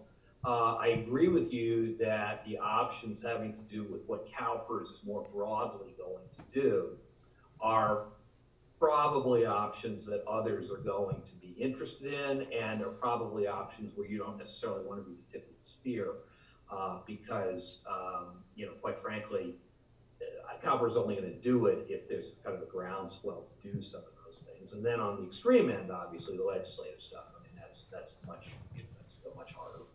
Well, so the idea here was really to do this integrated report on the front end, with and not at an extremely deep level, but at a level where we laid out the options and given you a good roadmap. And then for you guys, if you choose to pick up one of those options and have Joe and I work on me on the legal side, on the financial side, delivering those options. So, John, can I just jump in? And I'm sorry to interrupt if someone else is going to speak, but I think my sense is that this initial report, which would be primarily a financial report, 15, 20 pages, something like that, would be immensely more valuable. I mean, the report that I will do will say, here's where they've been, here's where they are, here's how dire the situation is, here's where we think the future, what the future is going to look like.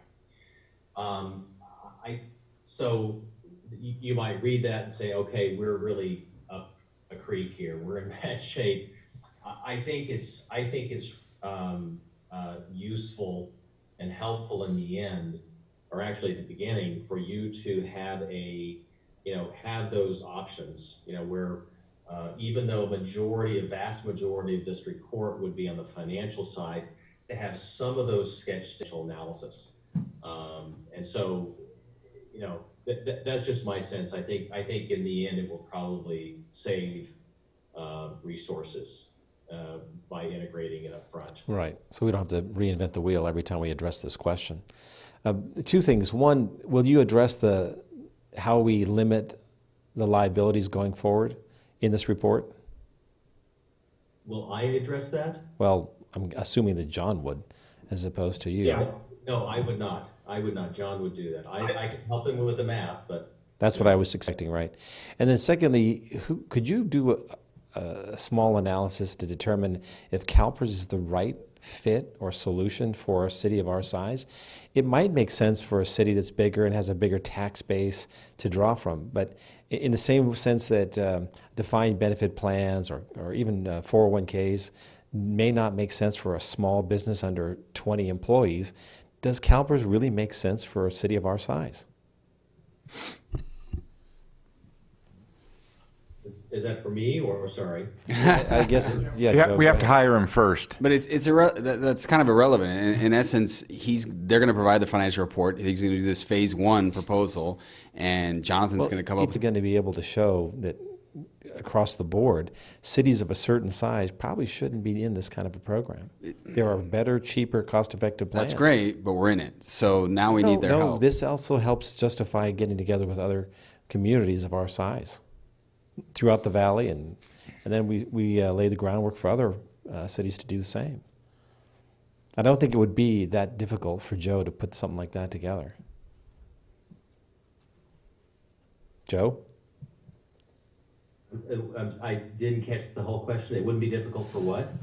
To assess whether cities of our size can justify being in CalPERS. It seems to me that they're probably more... Cities that are bigger may have bigger tax bases to be able to support a program like CalPERS. So does that make sense? There are clearly some cities that have other revenue sources and opportunities that are not going to be in the same predicament, won't be in the same position as you. But, you know, the city of Palo Alto, for example, close to where I am, city of Palo Alto has an enormous unfunded liability. The only thing that's saving them is they have this huge revenue base. And so they would, I mean, they'd be different from you. So, I mean, I'm reluctant to say it's worth pursuing other cities or similar cities, because that, you know, that's another analysis of revenue sources for cities across California. I think the best thing to do is to keep it relatively short and simple and just say, again, tell the story, lay out some, you know, very brief options, and then for you guys to have those additional discussions about what that next, you know, which option is best for you.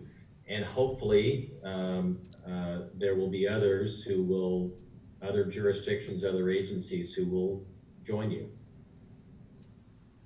Can I speak? Yes, Karen. What I really want is I want Joe Nation and Jonathan Holtzman to tell the city of Solvang. And I'm not a big fan of comparing us to other cities our size. I think our concern should be focused on Solvang. We've wanted to do this for a long time. It's been coming up year after year. Let's talk about CalPERS, let's talk about it. So let's just do it. Let's just do this study. Let's see what we look like, where we're gonna be. Let's get it done. Let's get the study done. And whether we follow through with their recommendations is, you know, that's next. But we've got to see what the recommendations are and the actual situation that we are in. And here we have an opportunity to do that, and I'm all for it. Thank you. One of my questions is, we have an estimated cost in here, I believe, for donation services. I don't think we have any kind of estimate for Jonathan's. No, I'm we wondering- don't.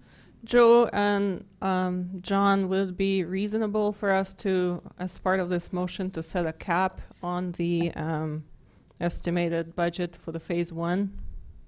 Sure, I think that's fine. Joe, I actually didn't know that you gave them I thought you just gave them an hourly number. Is there In the call last week, I said that I thought it would take a couple of days of my time, a couple of full days is what I had said. right? So I think it's probably fair to say it's probably, no more than, you know, let me just do the math here. Play, 6,500? I'm willing to spend up to $1,000 on this. yeah, thank you. I feel like I'm at an auction. I would say it's probably no more than somewhere between 5,000 and 7,500. On my end. So we're talking like Hey, my estimate was pretty good. 12 to 15 grand. Basically. Yep. That's what you're talking. So would you like to, the recommendation was to authorize the city manager to enter into a contract for this dual proposal between Joe Nation and John Holtzman, and we could, based on these estimates, I think maybe say not to exceed $14,000 for the initial phase one. Appropriate. I just want to really emphasize, you know, strategies and actionable type items. And I think already this council and prior councils, I think this started about 3 years ago or so, trying to find ways of reducing this liability over time. So there's a lot of common strategies that we already are, you know, performing at. And so I don't like paying, you know, for things that tell me to do what I'm already doing. You know, I think that we already know that Solvang's doing a lot and has done a lot. So I'm really looking for new strategies and actionable type items. The awareness side is obviously important, just to increase that awareness. both with the public and for the council to make informed decisions. But I just really want to emphasize strategies and actionable items and not just some report that comes back, gets filed and shoved somewhere, and, you know, that's it. So, so with that, I'm happy to move forward with this. I just want to really stress that. I'm fine with, you know, if someone wants to send a letter to the Mayor's Coalition and see if anyone else is interested in, you know, kind of engaging in these kinds of strategies and actions and trying to find solutions. I think it's also very prudent for us to be proactive about this because we've watched, you know, recession hit, and the total liabilities for Solvang is, you know, probably closer to that of what the termination cost is. I'll note that the termination cost is based on 3% in what CalPERS would call in a like good market. There's also language in there that says, you know, something about bad market, and then that 3% goes to, you know, I don't know, negative or 1.5 or whatever, you know, the thing is. And then there's several plans that are all unfunded. So our total, you know, termination cost of all these things is quite insane. I'd also like to point out, we could put, you know, this in the packet, and anyone wants to do that, I think that's great. But I also think that, you know, we need to gather the current sources of information that we already have compiled, make sure that we're not starting completely from scratch in certain areas. I'll note that the city of Solvang was actually served by the grand jury in June of 2018, before all of you were here. And, you know, they gave Solvang a risk factor and compared it against some other cities and stuff like that. We were on the verge of high risk in that report as well. And I believe that it actually forgot to mention one of the unfunded programs. So, not to mention. correct. So, with And that, they were, we'd already and they were be, assuming that that CalPERS would continue to hit their 7% discount. which we already know that they've been lowering that discount rate down, you know, And they even when have the to. market's The been actuarials great. tell them And so, that.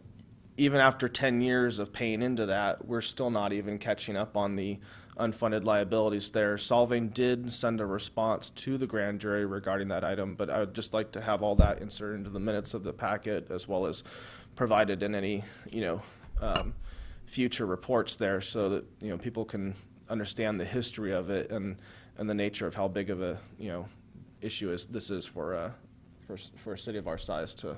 Yeah, and that was go my with. point. I mean, you look at small businesses in general, and there's a reason why they don't have certain pension plans or health plans. They're simply too small. They can't economically justify it. And unfortunately, I think intuitively we may be in the same situation with respect to CalPERS. We don't have the tax base to support something like this. And but the point I want to emphasize is the poor employees are the ones who are suffering the most, and they don't even know it.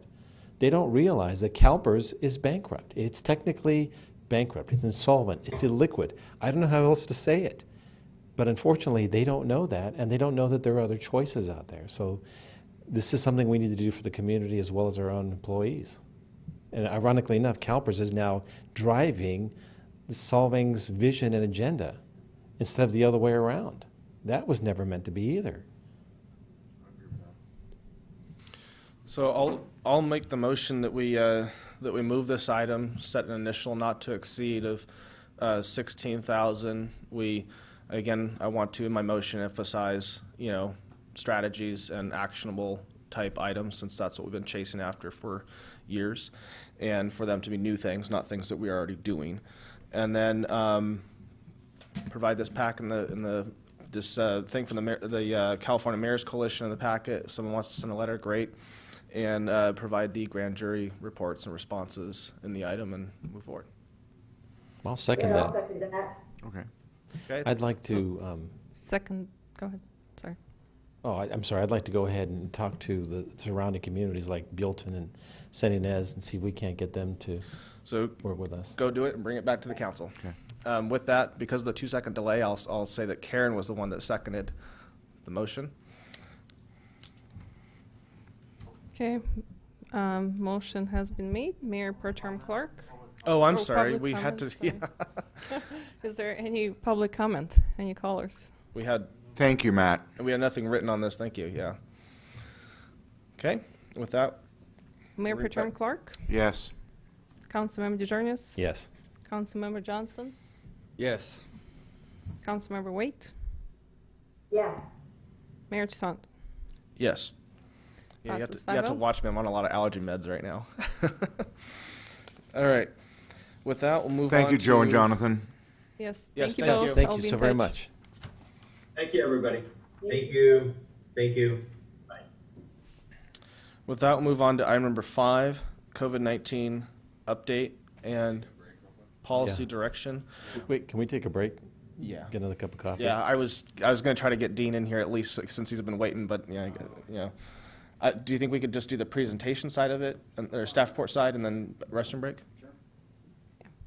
So I'll just skip really quickly to, this is a So item fairly, number 5, COVID-19 update and policy direction, staff report.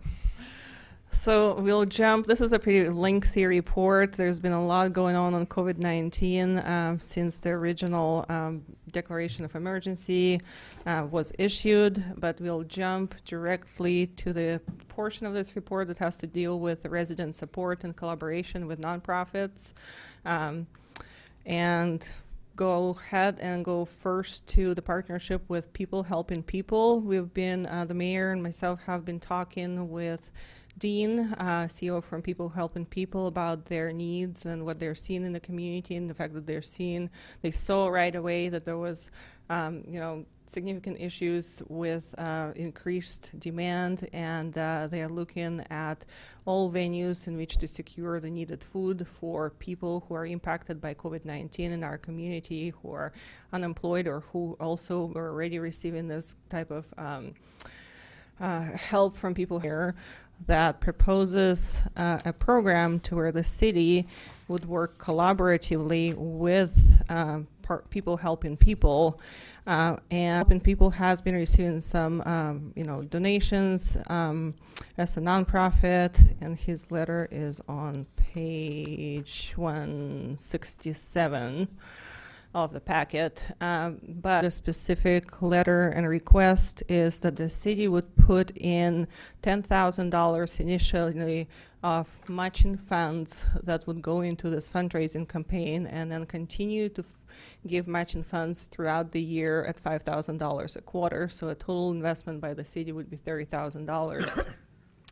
And they would match that in in-kind services, managing the program, distributing the food, and also creating a collaborative campaign between the city and People Helping People in getting more donations and more people into this program. We could also consider, using our resources like IDK with solvangresources.com to also help People Helping People get that message out there and get the tools to collect money to provide for the food.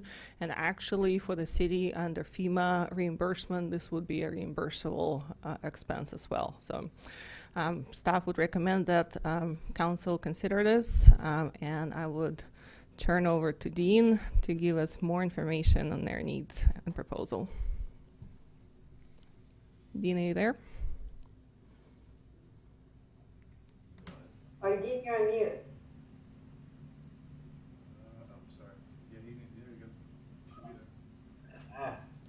There you are. We can hear you now. Thank you, Mayor, council members, city manager. Thank you for having me appear before you today. I've been at People Helping People, it'll be 25 years next month. This is the worst crisis that I've faced as the chief executive officer at People Helping People. People Helping People was designed 27 years ago to work with those in a financial crisis, and what I'm telling you today is this financial crisis that our clients, a lot of whom are new to this, who have had jobs all these years, and our major thrust, we're working on rent assistance, utility assistance, and counseling, telehealth, many other things, but the major thrust of this crisis is people just don't have enough food. And we call it food insecurity, but the fact is that people are just going hungry. About a month ago, we worked with the food bank to start an emergency. We have a food program every other week, bi-weekly. We've had that for the entire time that I've been with People Helping People. And over the year last year, we served about 270,000 pounds of food. Now we're running on top of that program, and you've helped us fund that over the years as well, for the residents of Solvang. Now we're running an emergency food program every week on Tuesdays, and we're serving over 600 individuals. The food bank is partnering with us on that emergency food program. Our problem is that that program lacks sufficient food. We're averaging 6 to 8 pounds of food per bag per family in that, and that's just not sufficient to keep people going for the week when they're unemployed, many of whom are not receiving unemployment. I don't think I have to tell you, you know probably better than I do, that this is an economy in our valley, in our city of Solvang, that's based on tourism and the hospitality industry and the retail that goes with that, and that has been devastated, and the job been many layoffs throughout the valley. So we need the emergency food program. The problem is we have a lack of food. We started a COVID-19 food fund so that we can buy food. We're having to spend between $2,500 and $3,000 every Tuesday on top of that, because the food bank is stretched so thin. They have 50 emergency sites throughout the county, besides the regular food program distributions they've supported all these years. They're actually running very thin on food as well. So our Thursday food program is now also down probably 4 or 5 pounds of food that we need per family. So what we're suggesting is that the city of Solvang pitch in with people helping people. As I said, we're running a donation drive, and it's been somewhat successful to date. We received $9,000 from the combined Rotary funds to help us purchase food. We've received probably close to $10,000 in private donations so far, but that's not sufficient. We're looking at spending $100,000 to $120,000 over the next 14 months. I think we have to realize, based on the estimates of our Chamber of Commerce and our economic forecast, that we're looking at a long-term impact of unemployment on our economy and our food program. And while I would expect over the next, they're talking several years, but over 3 or 4 years, the need for food will decrease as people are rehired. But that's going to take some time. In the meantime, we need to feed our families and their children. So we're asking you to pitch in $10,000 in this current fiscal year, and then, for cash flow purposes, spread out $20,000 at $5,000 a quarter for next year, and we'll match at least match all of those funds so that we can provide food. And the funds that you provide us will be used only to purchase food. We will provide, right now our staff primarily runs the food program. We've taken the position that we need to maintain the safety of our staff so that we can keep our organization running and provided the needed services that people need to get. And that we didn't want to have the usual cadre of 8 to 10 volunteers, because we don't know how safe they are at home and whether they're social distancing and practicing the public health requirements. So we're managing this mostly over here. Is direct costs of food, and it looks like, in addition to the food that we're receiving from the food bank, which on Tuesdays has not really included any fresh fruits and vegetables. And we've always maintained that we wanted to contribute at least 40% of our food bag in fresh vegetables and produce.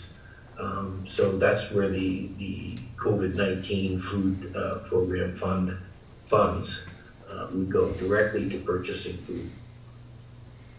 Happy to answer any questions you might have. I have a question. Okay, Karen, one second. I just want to thank Ryan for putting together a group last week to discuss this issue with Rotary and some private citizens. So I appreciate that. Thank you, Ryan. Sorry. Thank you.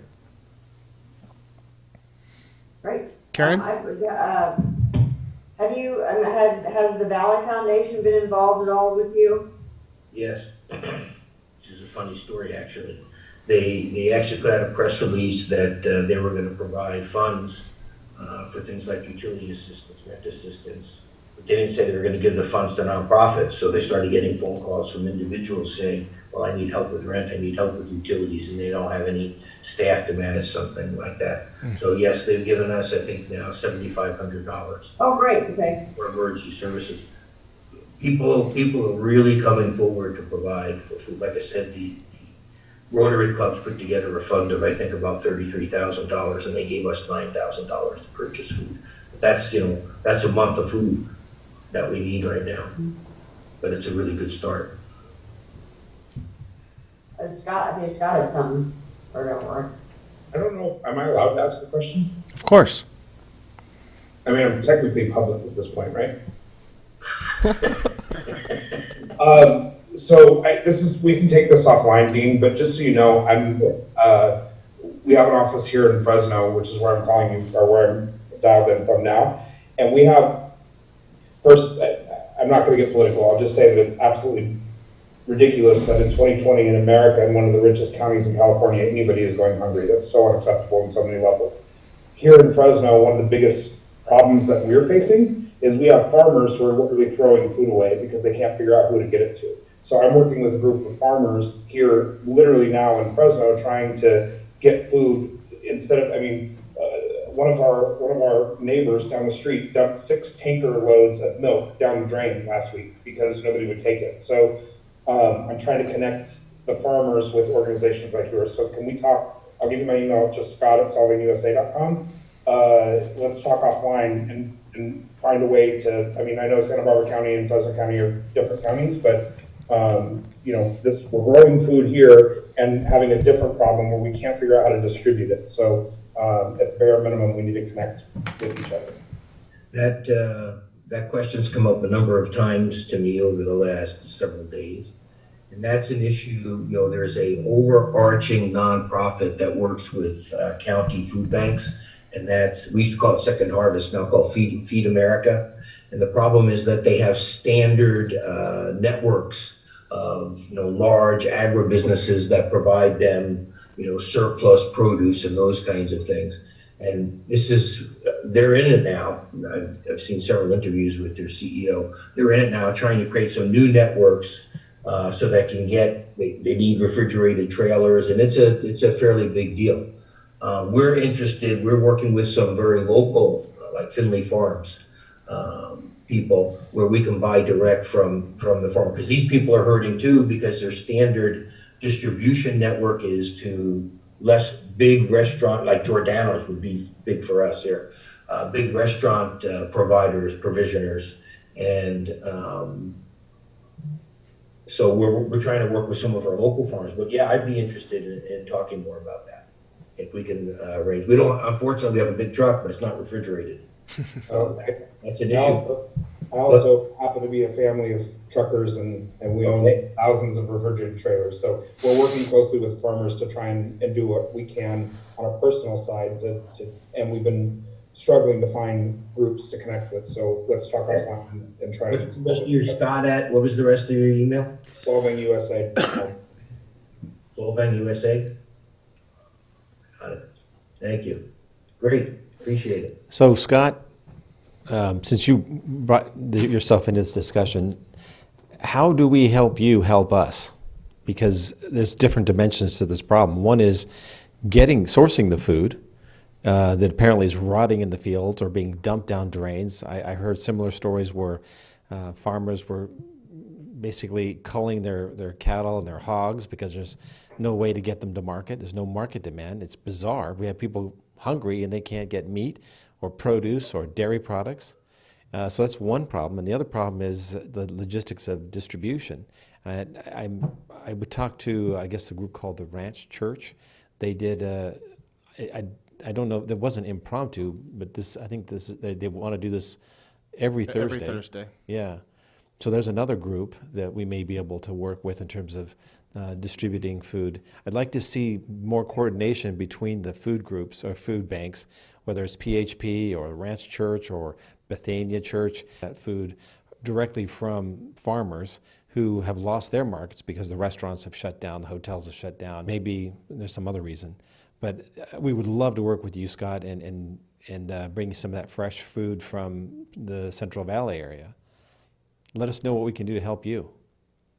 Yeah, I mean, obviously it's a statewide and it's a bigger issue and it's an issue for everybody. So there's a group of farmers and trucking company, refrigerated transport companies here in the Central Valley that are trying to work together to solve this. So obviously, this region, Solvang and the San Ynez Valley has become near and dear personally. It has nothing to do with my, and again, I'm speaking purely as an individual right now, not in any capacity, in any official capacity. So Dean, you and I can work offline, and I would love to connect you with this group that we're working with here in the Central Valley.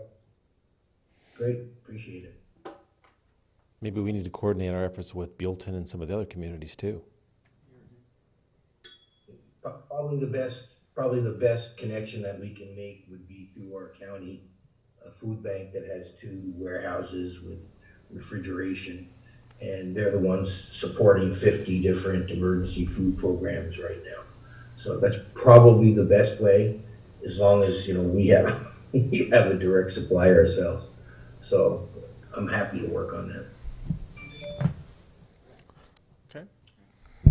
Okay. With that, I think maybe we'll take public comment if there is any, and then take a break. Resume this. Sure, yeah.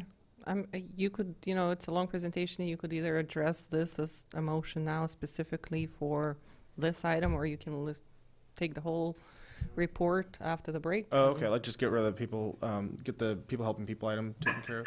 Get rid of the. Sorry, I'm on so many allergy meds right now.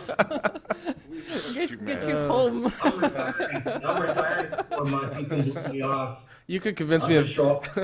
I'm gonna show up as one of your gadflies. All right, so we have this people helping people item here. I think a lot of really good things to consider. It's obviously spoilage is going to be an issue with refrigeration and people dumping things, but I think also as you watch the food chain get disrupted, I'm just of the personal opinion that you're going to start seeing other issues in the food supply chain, and we probably need to look into, depending on how long this goes on, looking at options for procuring food that is not going to spoil, and having some kind of inventory of it, because you might have to supplement spoiling food inventories with non-spoiling in order just to keep people fed at the appropriate levels. But it's just something to think about. Other than that, I want to thank Dean for his time, and I do want to support this initiative. I think we need to do something to make sure our community is taken care of and fed. Does anyone have anything to talk about regarding this concept of matching funds and things like that? All thing I'm going to say is the best way to get this community fed is for people to run their businesses. That's just that's a side editorial, and it's driving me nuts. Yeah. Well, I'll just add that we're working with World Kitchen. I don't know how many of you are familiar with World Kitchen, Chef Andres, but we're also working with them to bring funding to 2 or 3 restaurants here locally so that they can prepare hot lunches or hot dinners every day. So there's a lot of people working on a number of different levels. Just providing a bag of food, even if it's a quality bag of food every single week, doesn't solve the entire problem. So there's a number of assets we're trying to bring to bear on the problem. And we do have a local business has volunteered a large cold food storage. We're pretty good at doing sort of just-in-time delivery, get just enough to provide for that day. We're not really storing a lot, but Xenia probably knows we're remodeling our downstairs at our building in Solvang so that we'll have coolers and freezers 4 times what we had before. That'll be done by June 30th. Well, I realize, I understand where Robert Clark is coming from and getting the businesses up and going, but we also have to realize that is not happening right now, and we've got another month here according to our state mandates. At least. So I feel that we are obligated to help out our community in a time of need like this. as we did with the small businesses. And this is more on the humanitarian survival level.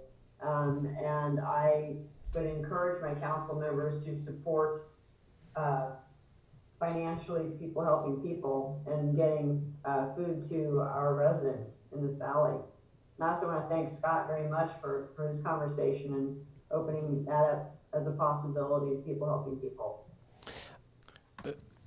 I'm sorry, I know that there are other food bank groups that may need support as well. I think we should be looking, at least reaching out to them and coordinating with them.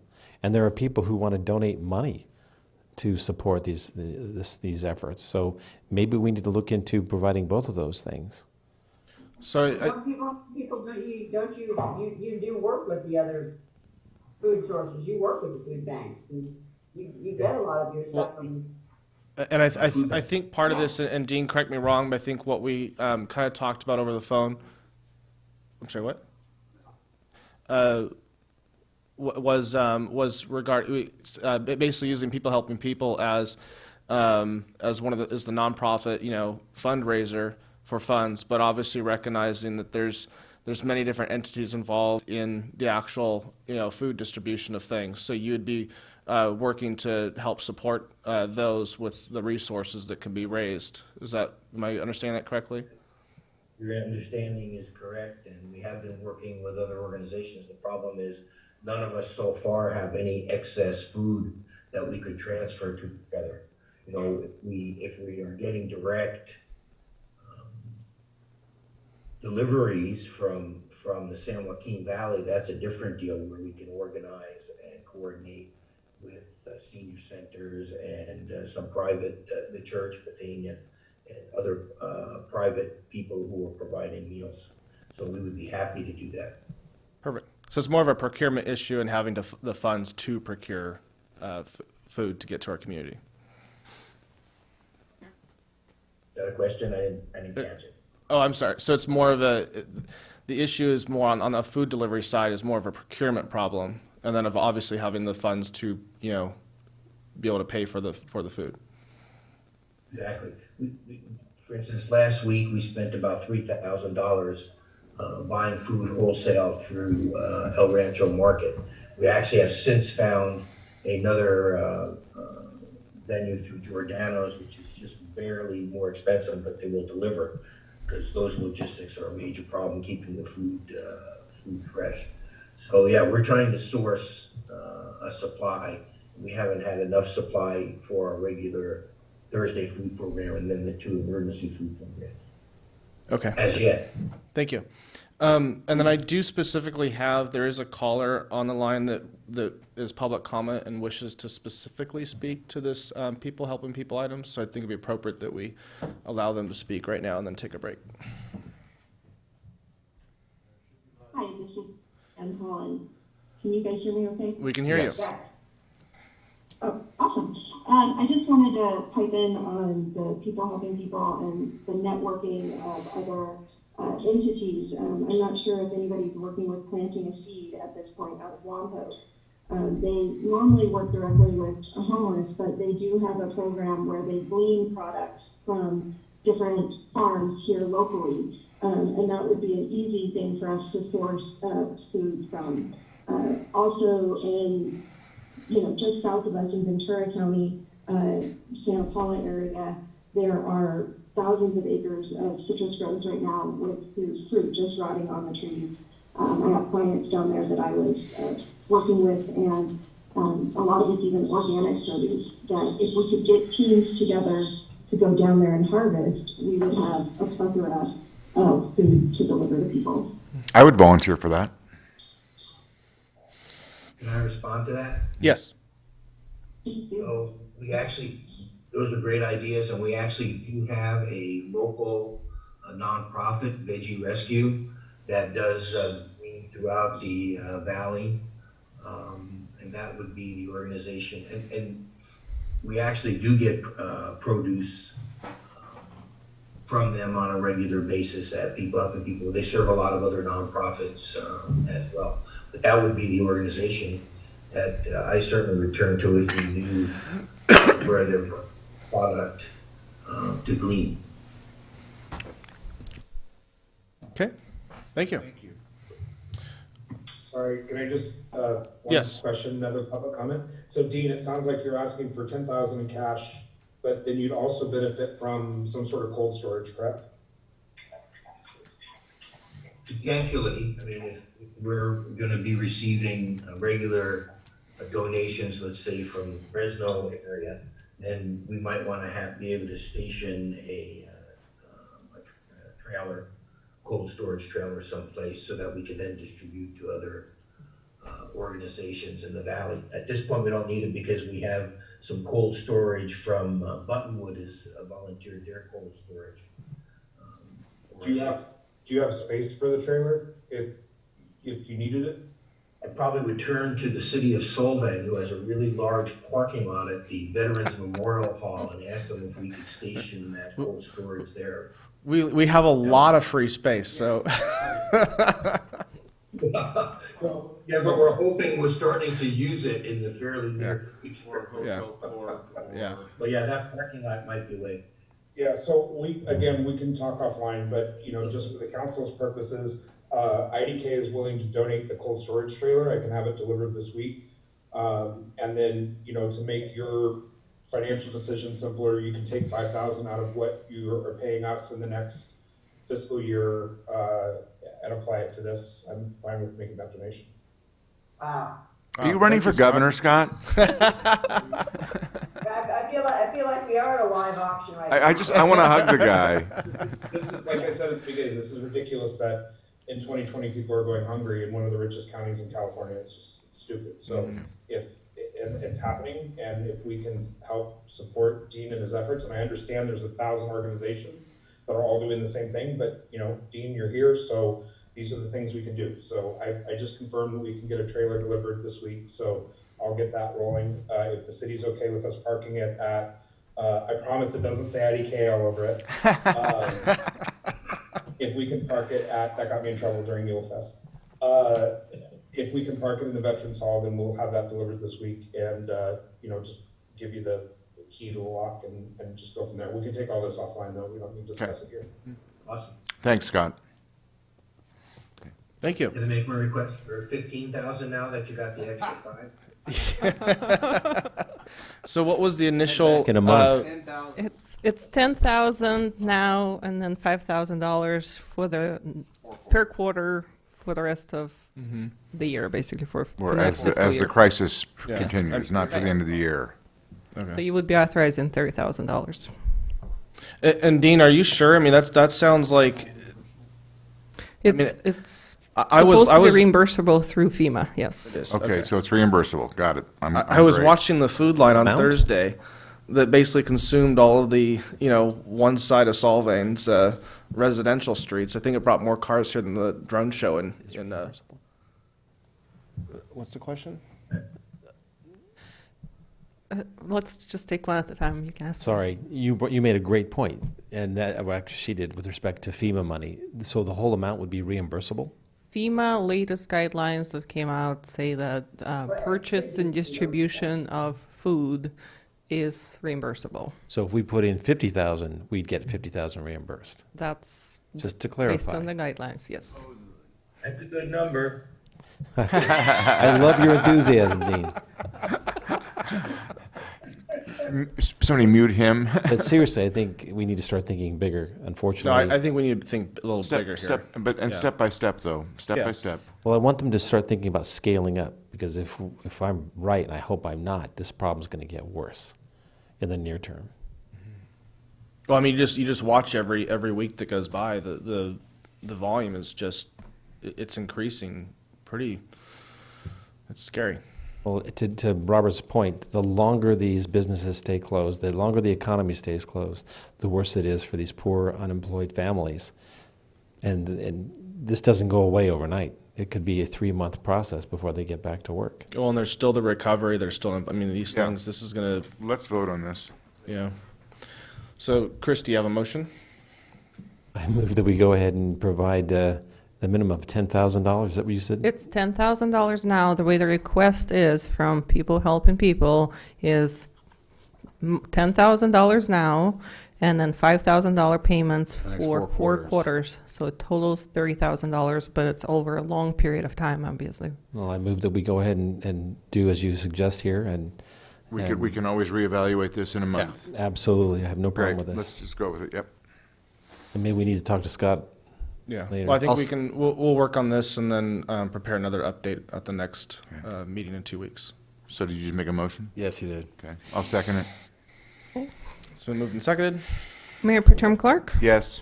Councilmember DeJarnis, Yes. Councilmember Johnson, Yes. Councilmember Waite, Yes. Mayor Tushant. Yes. Passes 5-0. Thank you, Dean. Okay. Thank you, Dean. So- much. Thank you, Scott. So with that, we took public comment on the one that was interested in speaking specifically to people helping people. I'm not sure if there'll be, are there any other public comments on the line right now?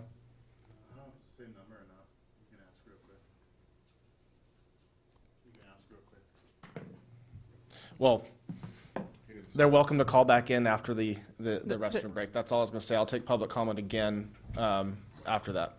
So otherwise, we'll resume about 5 minutes. Scott, I'll talk to you tomorrow. Thank you all.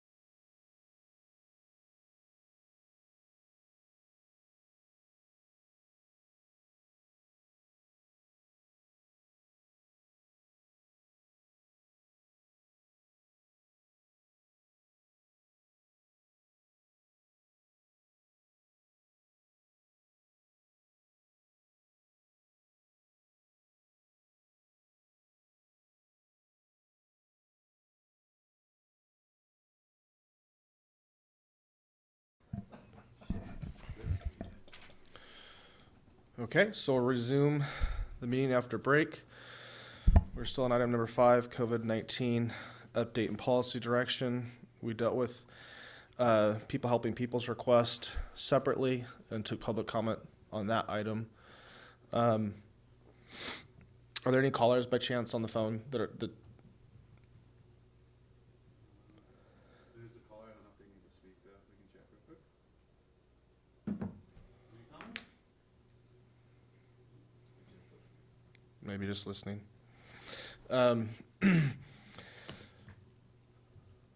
let's see. So we took care of the people helping people item. Finished taking the rest of the staff report. Is that where we're at? Yes.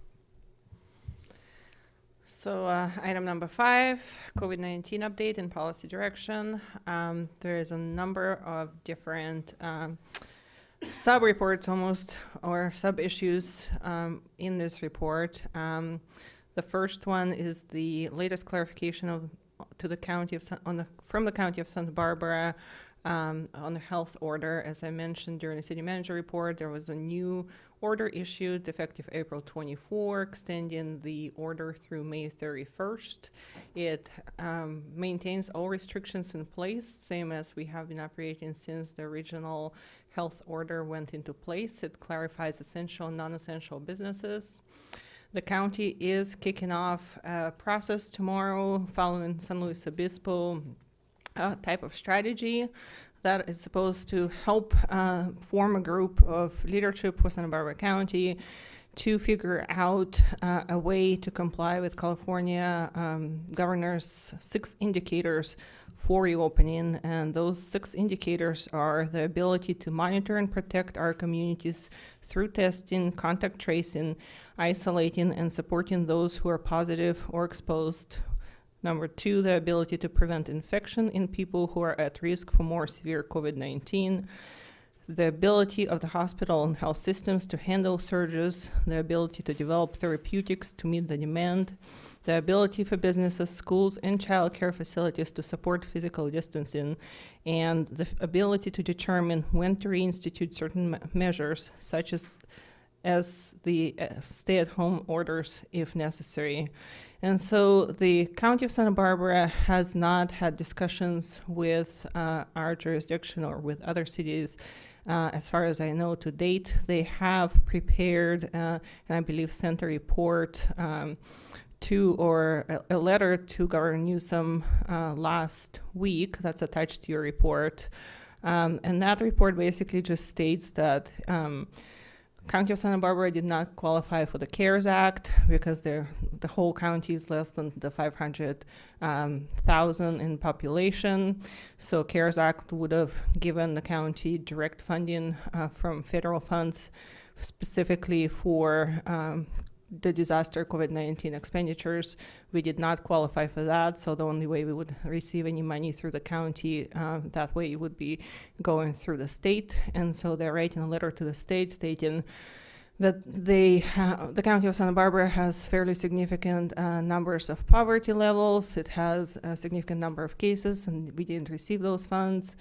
And they're asking for additional funding basically from the governor to be able to address his 6 indicators. Now, in your report, there is also a similar letter that was put together, and it's actually from Jordan Cunningham, and more actionable in its terms, basically stating the ground as to why San Luis Obispo County is ready for reopening. So Santa Barbara County is, openly saying that they will be kicking off a process to follow County of San Luis Obispo. We are here now at the end of April, and the order is extended through end of May. As I mentioned before, the clarifying order that came out on last Friday, those clarifications have been in the work for a while, and finally came out in terms of making it very clear which businesses are essential and non-essential and what's required. So the question is, how long will it take now for us to work with the county and this leadership group to actually come up with recommendations to where the county itself could reopen? So one of the recommendations here in the report is whether or not the council wants to have any kind of communication to the county or other elected officials in terms of stating its position on reopening and developing this strategy. So that's kind of number one, and I can either keep on going with the entire report, or on this one it might be actually more useful to just discuss topic by topic because they're so distinct. Unfortunately, I agree with that comment. I mean, I have problems with this 6-step or phased reopening. Are we supposed to somehow create systems for testing and tracing and tracking? Is that what we do now? That is essentially what the county is tasked with, yes. So that's what they're going But to be developing. What if they don't come to our city, and let's say they go to Buellton and do theirs first, so we can't reopen because we don't have those systems in place? Well, their job is to do it for the entire county. We'll find out, as I mentioned, tomorrow is a kickoff where the mayor and myself have it on our calendar to join their call and find out more about, who exactly is going to be doing what in that leadership group determining the strategy for reopening. So this is basically a wish list. There's no way they can actually do this. There's no real actionable steps for these goals. For example, Is that a question?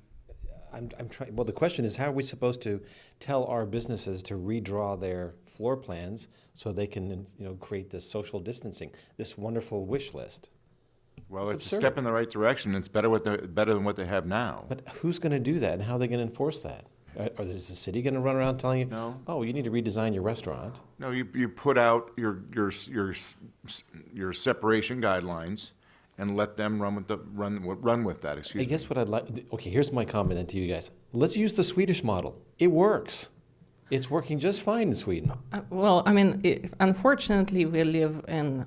Well, unfortunately, I shouldn't say that. Fortunately, we live in Solvang. We're very fortunate to be here. But I must say that we as a city fall within the jurisdiction of Santa Barbara County and the state and obviously the federal government. And so in this report, you have, I even actually put some of the information from the White House webpage, which is a 3-phased approach, phase 1, phase 2, phase 3. I kind of summarized phase 1 here in terms of what the president's reopening plan looks like. And then obviously the governors are issuing their own.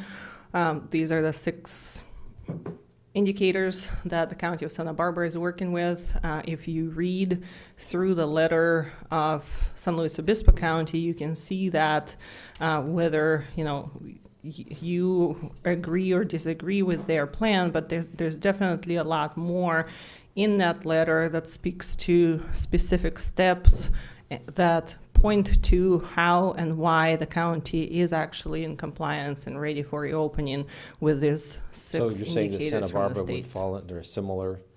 Per the letter, Santa Barbara County is